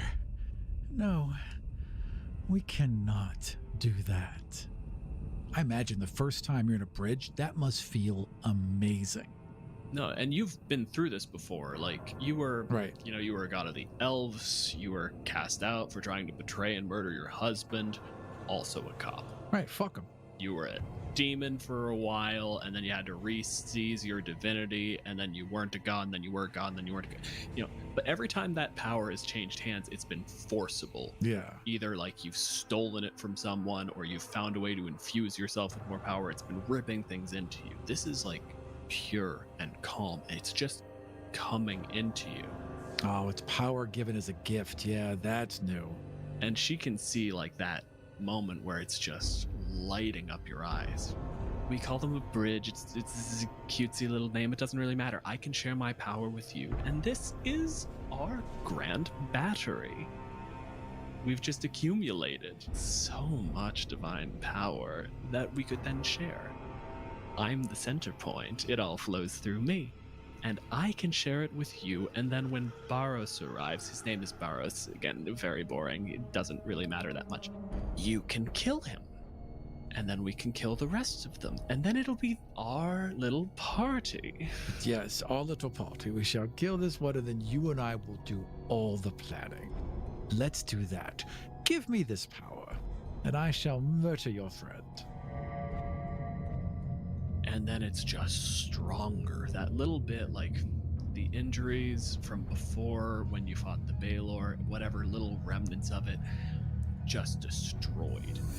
Everything just heats and warms, but it's not all chaos. Some of it is clearly coming from her, but then you can feel like where it's pulsing into that purple astral color, and she's drawing out of the tower. And you can feel like it's chaos and it's magic and it's all the things that you're used to, and then suddenly it's rhinoceroses, and then it's like gemstones, Lightning, currency, shields, concepts, ideas, Yeah. all the demigods that have been churned up by this thing before, little bits of their power. exactly. You and I know this. As far as Lulth knows, these are just like weird objects. Like it is incoherent power. But it's yours now. If I know anything about the rest of them, Baros is going to be coming any moment now. But we'll be able to completely overpower him. We can create a new pantheon. We don't need to worry about them anymore. When Baros gets here, he's going to be angry. We had a whole thing. He was upset about a new god, and it doesn't really matter to you, honestly. It doesn't matter to me. But we're going to destabilize the entire pantheon, and once it's at war, we will be the last ones standing. Aren't you tired of people stopping you? No one will stop us, dear. That's a very good question. Am I tired of people stopping me? Absolutely not.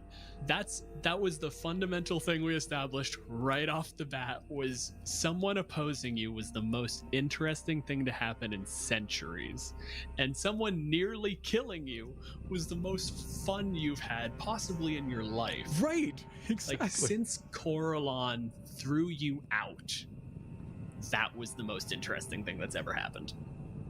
Loth likes the actual chaos. Part of that is losing. She revels in it. It's part of her belief system. It's part of her religion. Yeah, okay. So I would listen. I would listen to her tales, and I'd listen to the pitch, and I would look at her and think about what she's saying until I was sure I could take her power. Because at this point I know we can't team up.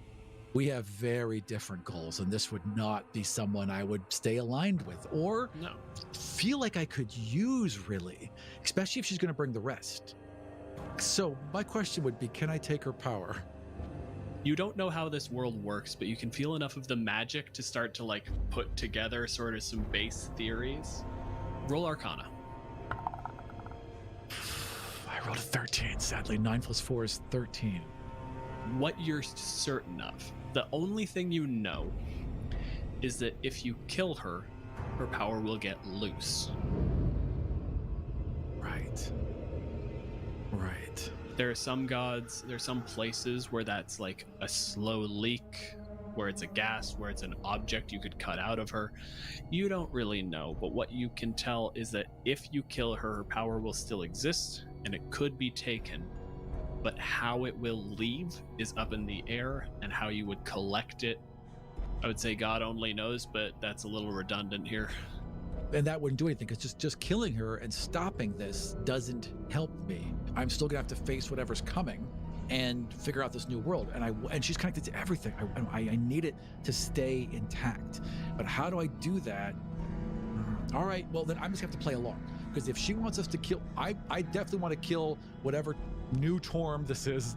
There's just enough of a pause that she seems concerned when you go to speak. This world is confusing. I'm so new. You'll have to explain, how would we stop this pyramid man? The difficulty is, quite honestly, the playing field is too even in the Pantheon. You would need someone to reinforce you. Someone who could lend you just a little bit more power. A god versus a god is a coin flip. Two gods against a god. Well, that's a dead man.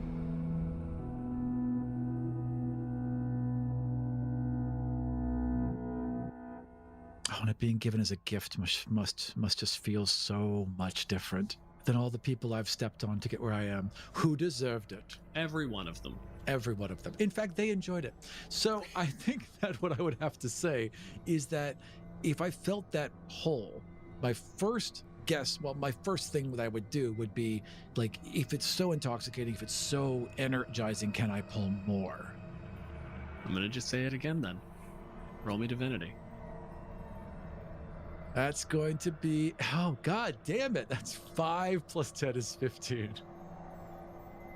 So I got a 19 on this one. So you try to give it a little bit of a pull, and you immediately feel it wane. I understand if this is new, it can feel intoxicating, but this power is mine to give. As long as you take what you're given, we will have no problems. But remember, here, any two gods are on equal footing, and I am linked into the greatest battery we've ever built. Then provide me this power, so that I may slay your enemy, and I shall free you. Dear, I think this is the beginning of a beautiful friendship. Loth nods. And You just feel that warmth spread through your body, and you feel it tinged. Every time it pulses purple, it's wrong.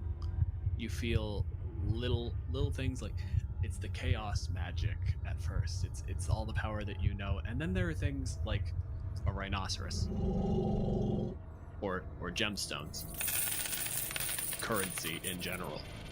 It's wrong. It's the power from the tower itself. Right. There's all the other demigods. It's like there are little sparks, like when lightning was eaten and things like that. Right. Yeah. That makes sense. Oh, that's dark. Okay, I like it though. All right. Then here would be my pitch. Mhm. I would simply vanish into the shadows, await Barros's arrival, allow the confrontation to begin, and then just fucking shank the dude. I mean, she's definitely gonna go for a surprise hit. So I think that she would you'll let him come in, let him get vulnerable, and then just hit him as hard as she can with that, separator knife and try and separate a bit of Barros from himself. So you wait. It's not long. You feel the impact as the pyramid drives itself into the tower. You see a chunk of wall give way, and he walks out.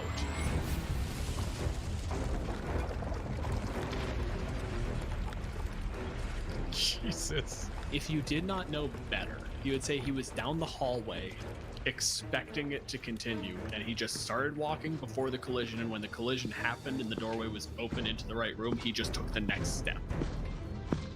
Mistress, this is not for you to play with. You're going to draw attention before we're ready. Dear, everything is exactly as we asked. We have the power of how many demigods? How many did we kill? I'm just channeling it. We bring in aspiration, we get rid of the petty human god, and everything will be fine. This is everything you've asked for. And the entire time she's doing this, she's got her hands out still over the two fists. What's wrong with you? Okay, I start sliding behind him now. I start to get behind him because the gig's almost up. And I'm just gonna quickly roll a bluff for Vistrix to just kind of keep this up. That's fun. If this surge suddenly drops, do you think that'll draw less attention? This is happening. It's just a question of whether we'll be prepared when he's here. And right now, I'm your weapon. Sound the call, bring the rest, and when he arrives, let me go off. Barros takes a second, looks, gestures towards the pyramid, and you see it just pull back a little bit. And you see these shafts of light start to cascade in as the brick crumbles.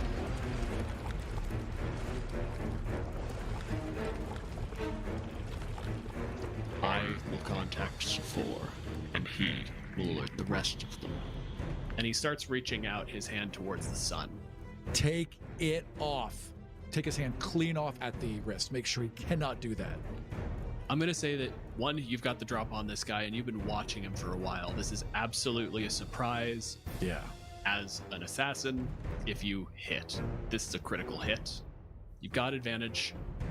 Roll to take a hand off. Okay, about fucking time. I got a nat 20 plus 12 is 32. I'm assuming that'll hit his AC. That will 100% hit his AC. Let's say triple damage. Triple damage. Wow. You're getting okay. your assassin thing off. Right. You've got all your sneak attack damage, but when you roll a nat 20 on a critical sneak this, fuck it. We're putting damage in. Gonna put her psychic energy into it. She's gonna use her sneak attack damage, and she's gonna use the blade. So that roll would end up being 25, and then it's a plus 6, so 31 points of damage times 3 would be 93 points of damage.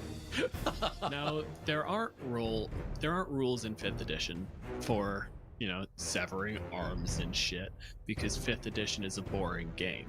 But I'm going to say that an arm has less than 93 hit points. That seems fair. So this is one of those things you charge in and you switch hands with the knife. You toss it into your left and you use your right hand to kind of grip at the wrist, just with your full arm wrapped around a foot wide forearm. Okay, before we do this, I've got in this blade right now all of the life force of that Baylor. What does that feel like? When I hold this just shard of blade that reflects like a mirror, so as I'm holding it, I'm seeing my own eyes in this blade. When I think of the power of this Baylor, what happens? You've kind of like reflected on it a little bit. You've played with this. You've had a lot of time to yourself lately. And you felt like the crackle of energy. There's lightning in it. You can feel that. And like when you push on it a little bit, it starts to take form. It stops being that shard with the little bit of leather wrapping so that you have a handle, and it starts being like the Baylor's blade. Nice. And you always kind of pull back. It's a limited supply. You don't want to set it off. Today, however, one of the things you felt thrum through you is lightning. And you can feel it. This thing crackles like a storm now. It ties into you, and you know that all you have to do is just push hard enough, and this blade will explode with electricity and just sheer material. It is bigger on the inside right now, but you can put that on the outside. That sounds like enough to take off an arm. You come in with this. You're off in the shadows, and you can see the hands start to reach forward. And you see it. You see the point where the armor plates are separated, where the joint is formed. And you come in as fast as you can. It's just enough. Like there's a second where he notices that something is wrong, and it makes him pull back. It creates this space between him and the light. And you get in there, and you take that shard, and you just jab forward. And you get it into his elbow. And then you push a little harder. Not forward, not into his arm. You push on that feeling in the blade. And it explodes. It's not huge and forceful. There's not a shockwave. It's you're holding a shard of metal, maybe the size of like a small chef's knife.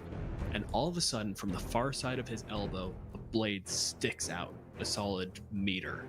You're holding the hilt of a long sword. There is a hilt like slammed up against his joint, and that blade has gone from being relatively thin, an inch or two wide, to like 6 inches thick, and it tears his arm apart at the elbow. I just exploded his arm off. Yeah, you stabbed him in the joint, and then all of a sudden your arm was essentially the size of the joint, and that forearm, you smell the ozone and you smell the cooked meat as that big armored forearm clanks on the ground. Bistrix, your dear friend, grin as Baros, the god of order, turns and looks at you for the first time. And now we're going to go for initiative. That is a 17. That gives me a 29. I got a 7. Okay. Then the very next thing I'm going to do is cast Greater Invisibility and vanish. You're gone. Baros is baffled. He looks around, can't quite piece it together. There is no need for your friends, God of Order. This is between us. And you see, so he sort of just reaches down and like he grabs his arm sort of just above the elbow. And you see this golden flash. Oh, shit. Of energy. Right, he's a paladin. This isn't even a paladin. You gave the God of Order regeneration. Oh, right, of course I did. After that flash of energy, one of the first things you see is it just lances down.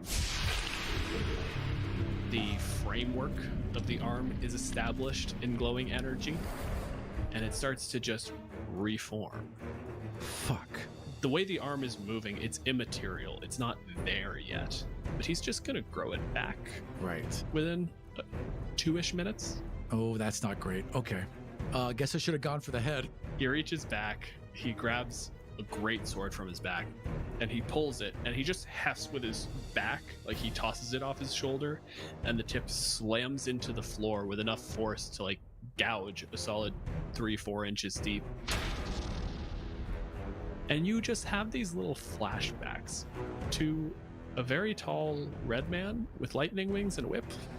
You're like, oh, this again. And I don't have a friend this time.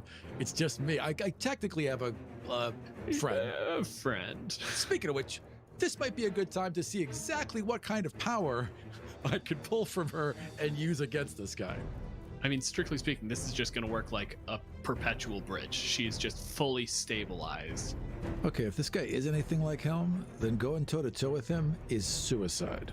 Holding the character sheet for Barros, I will tell you, yeah, it is. Okay, he saw through the invisibility. I'm going to flood this whole tower in darkness. It's going to envelop all of us.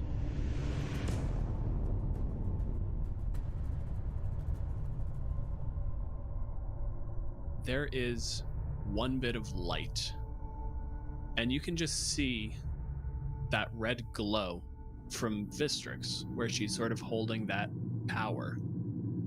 He walks forward. He's looking around the entire time, just watching you, and that arm is becoming more and more substantial.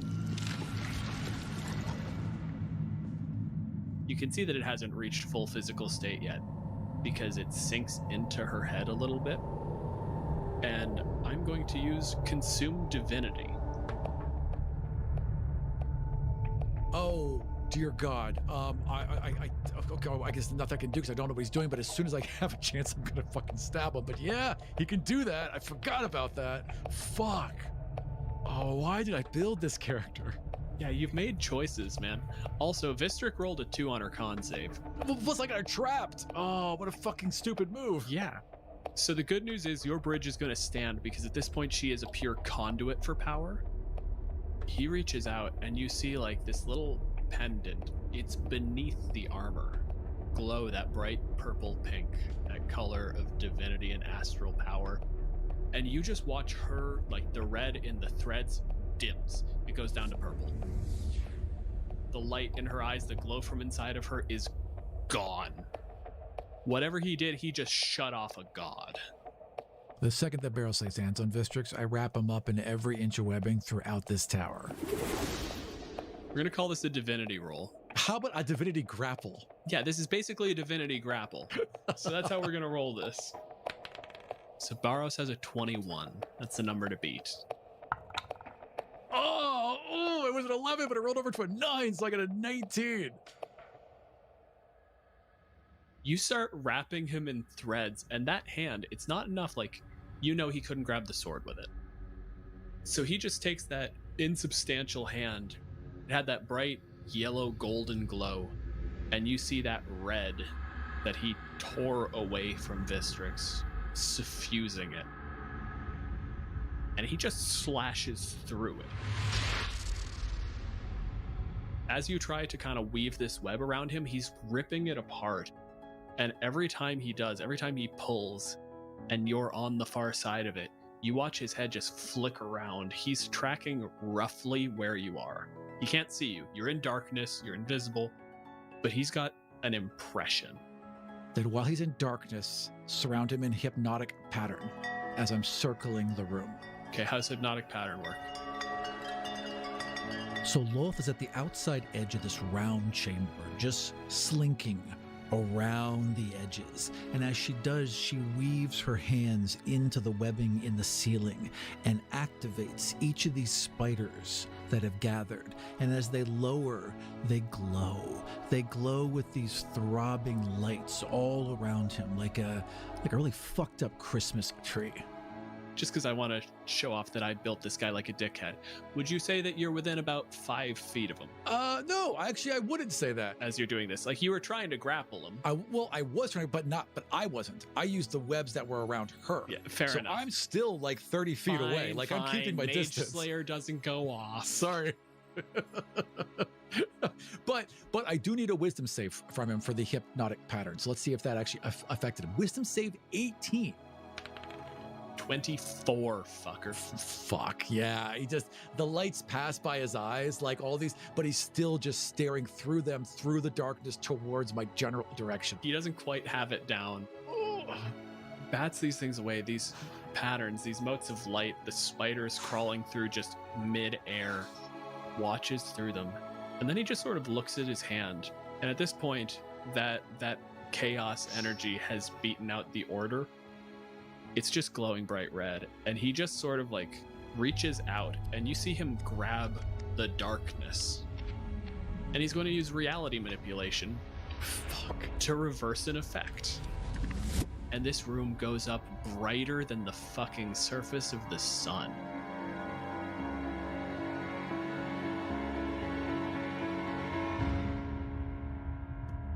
So now we're enveloped in light as opposed to being enveloped in darkness. And at this point, just bonus action, Vow of Enmity. He just looks around. I don't know what Vistrix has done. I don't know why you're here. But I promise you, I will make the Union your tomb. You don't have to worry about me, darling. You have to worry about all the others she's called, shown your front door, given directions. Right to your little home. The expression falls. Like, there's a moment where he looks up and he finally, like, traces the power. Like, she's not just radiating out. He realizes, like, they're direct lines. And he sees the last one. Now just this weak, tenuous connection between you and her. Yes, I'm still connected, right? Yes. I'm still connected to him. Absolutely. As soon as he turns his attention towards the others, I'm gonna push. I'm gonna push so hard back that it sends a pulse out, that it sends a warning, an announcement to everyone on that connection. I'm gonna ring the fucking dinner bell. I'm going to pitch two things. One is just a raw divinity roll. The other is that this is essentially just going to eat your use of divinity for the moment. You're just sending out your power as a signal beacon. You function as a character at that point. I like both. I want to do it, but I also want to roll. I will give up that power to do this, but I also want to roll. Okay, then what we're going to do is we're just going to say that this works. Like, you're going to send that signal out. It's absolutely going to happen. And I just want you to roll me a d20 for response. All right. Okay. We're going to just say high is exactly a 20 is everybody gets the point and you've drawn attention. A 1, it comes off as a warning, not a dinner bell, you know? It is a 13. The thing that you notice, the reason you know that this didn't quite go as planned, is you see every tendril of power, every connection shift a little bit. But some of them are increasing in tension. Some of them are just immediately going slack. And you can tell that some of them, likely a lot of the weaker ones, probably a couple like mid-tiers, maybe a heavy hitter, they immediately just see a surge of power and they're like, oh, good. And they start coming. Others, one that you trace back, like you know it. You've been watching it specifically because you know who's at the far end. You see Tiamat pull it tight and just nope.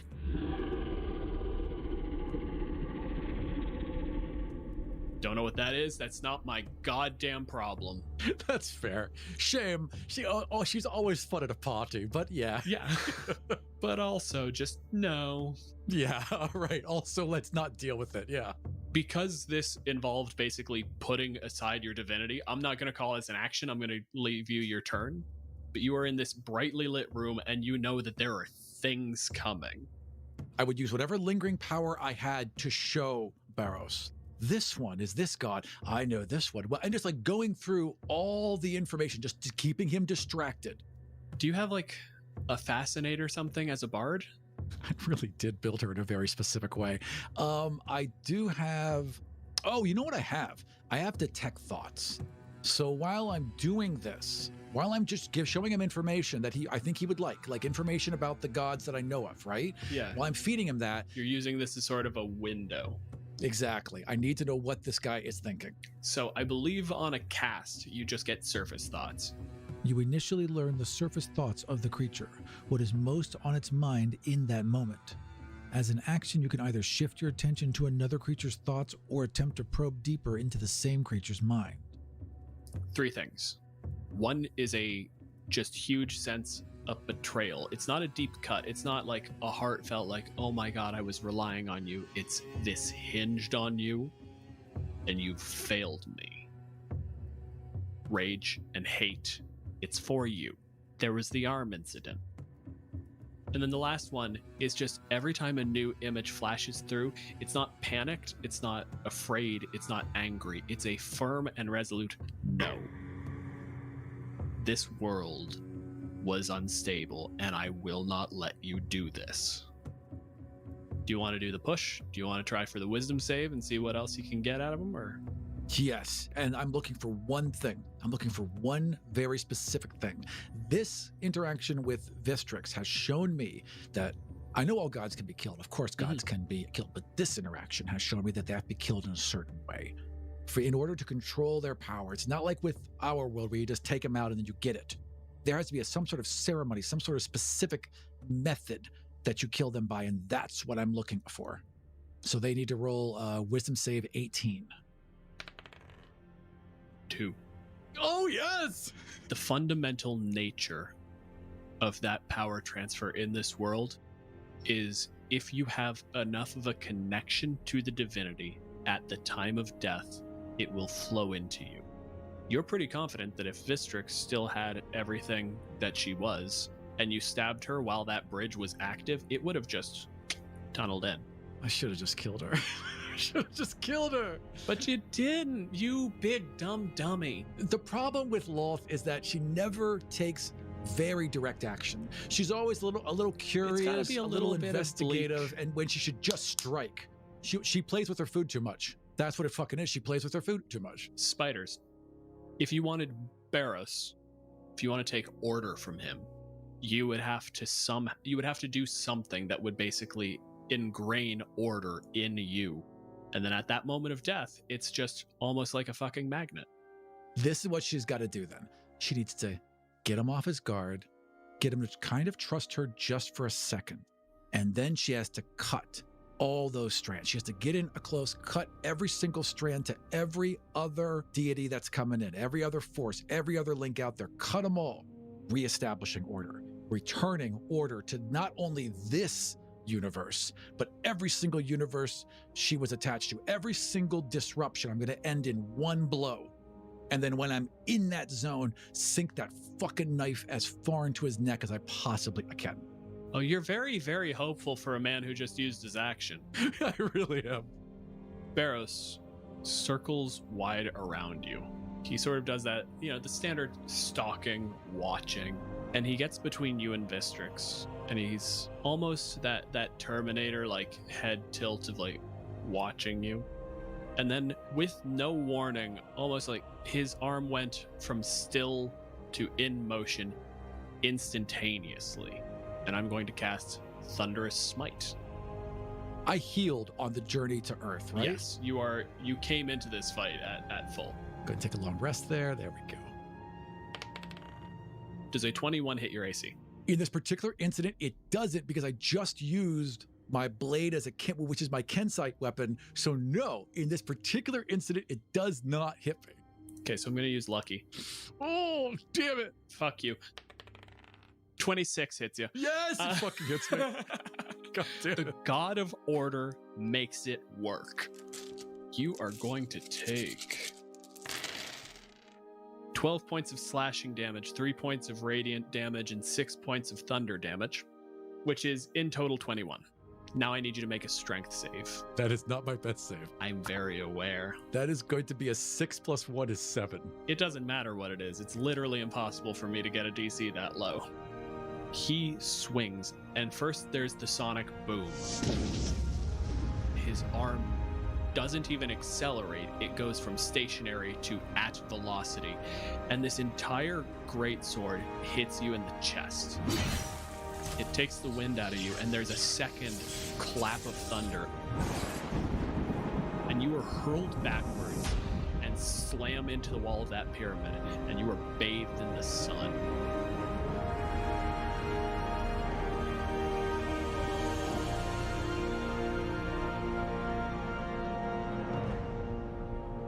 Barros kind of stalks forward, tosses the sword into the air like it's nothing, grabs it in a reverse grip, and he just goes to ram it through your chest.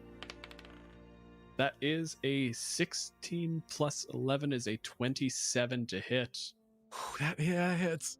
And I'm going to burn a 5th level spell slot on a smite because I hate you. I'm going to say that it's straight up just through your chest. It's like it's definitely going to pierce her and plunge all the way in. Absolutely. The spiders swarm. So like from behind her and in front of her, they just swarm outwards, and like their bodies are just like being fucking shish kebabbed all the way down, just adding slight changes. Just enough. It slows it. it still goes in. It still dives deep enough, and you still hear just like a quiet clink against the stone when it gets through your back. Pure, radiant, divine energy fries the spiders off the blade. You know what? Fuck this guy.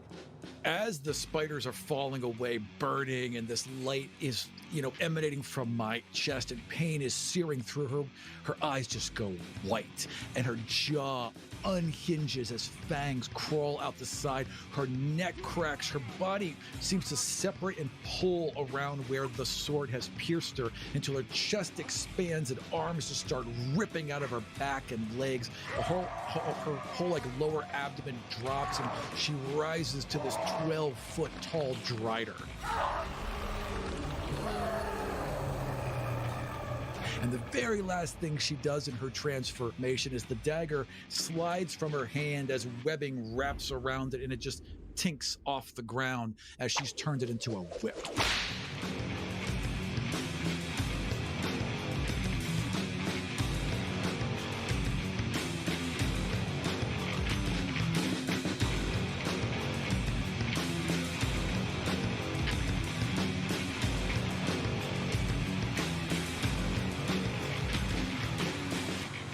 Beautiful. Perfect. It is your turn. Is she technically allied with me? Is she technically allied with me? And is she also in melee? So you're across the room from him. Right, that's not going to help. So that means like if you could push him back, or even just like manipulate the terrain, like if you could get back to her and force him into that situation, then absolutely I'll give you your sneak attack. But at the moment, strictly speaking, you're not even in the room. You're pinned against a flying pyramid outside the room while a one-handed Barrows is reaching out over the gap.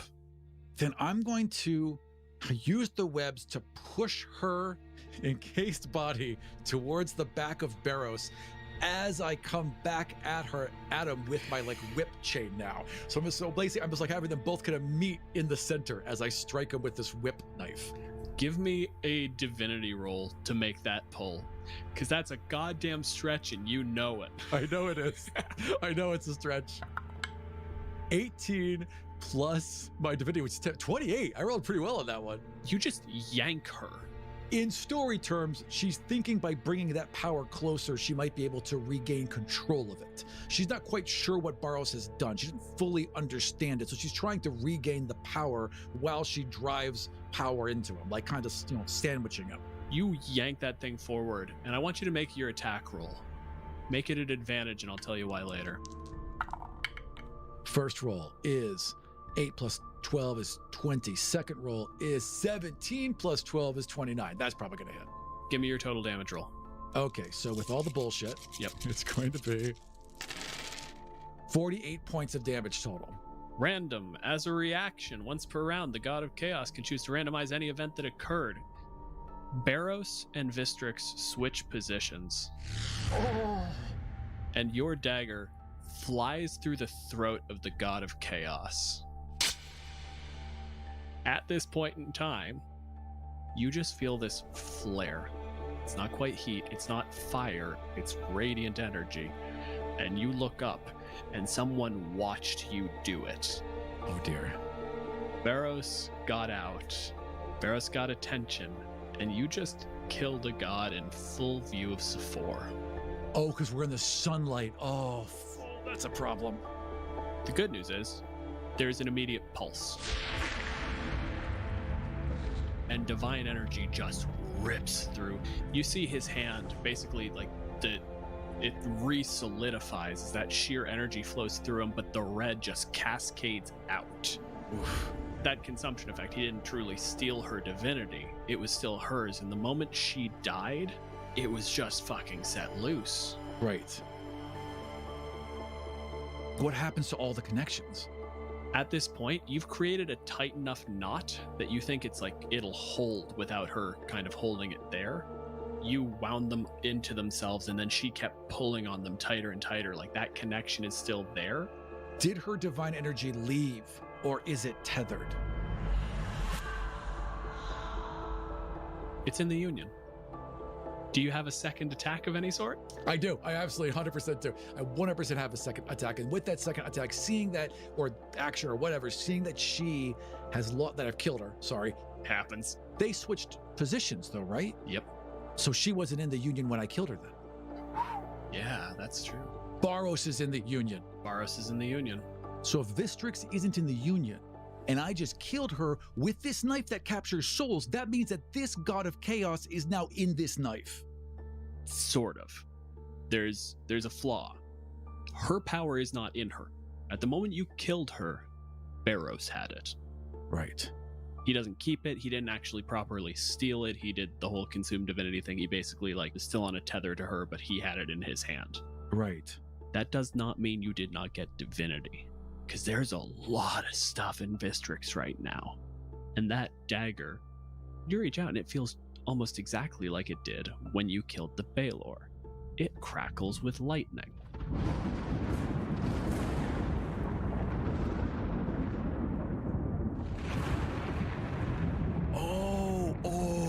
Oh, and that was in the tower.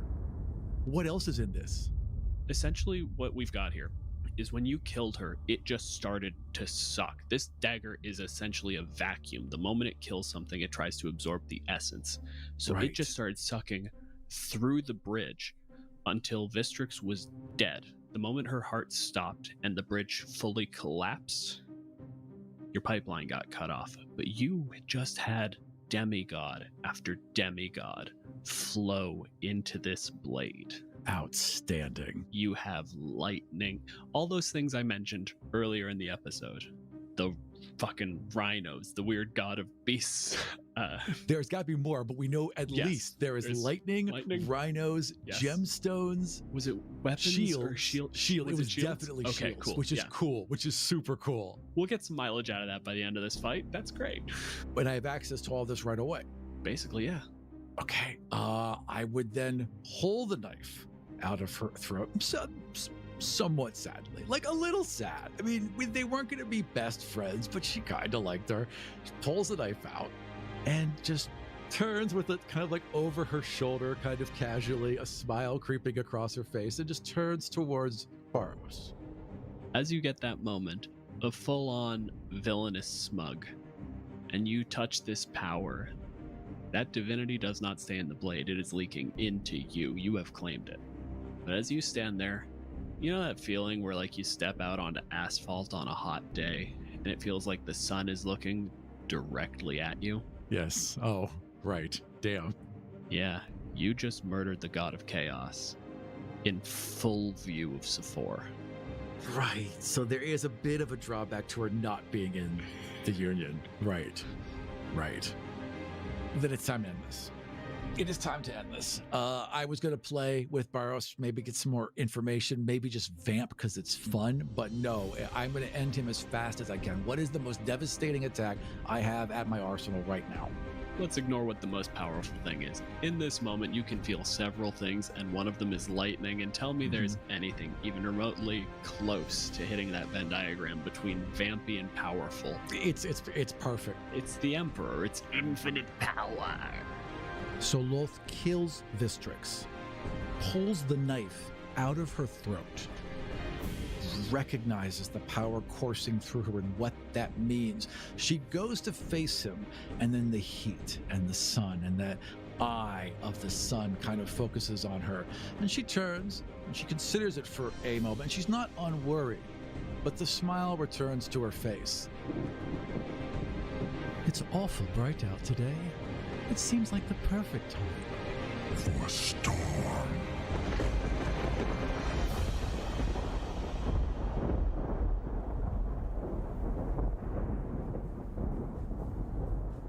Thank you for joining us for Godsfall Season 6, Episode 11, Let Chaos Reign, Part 3.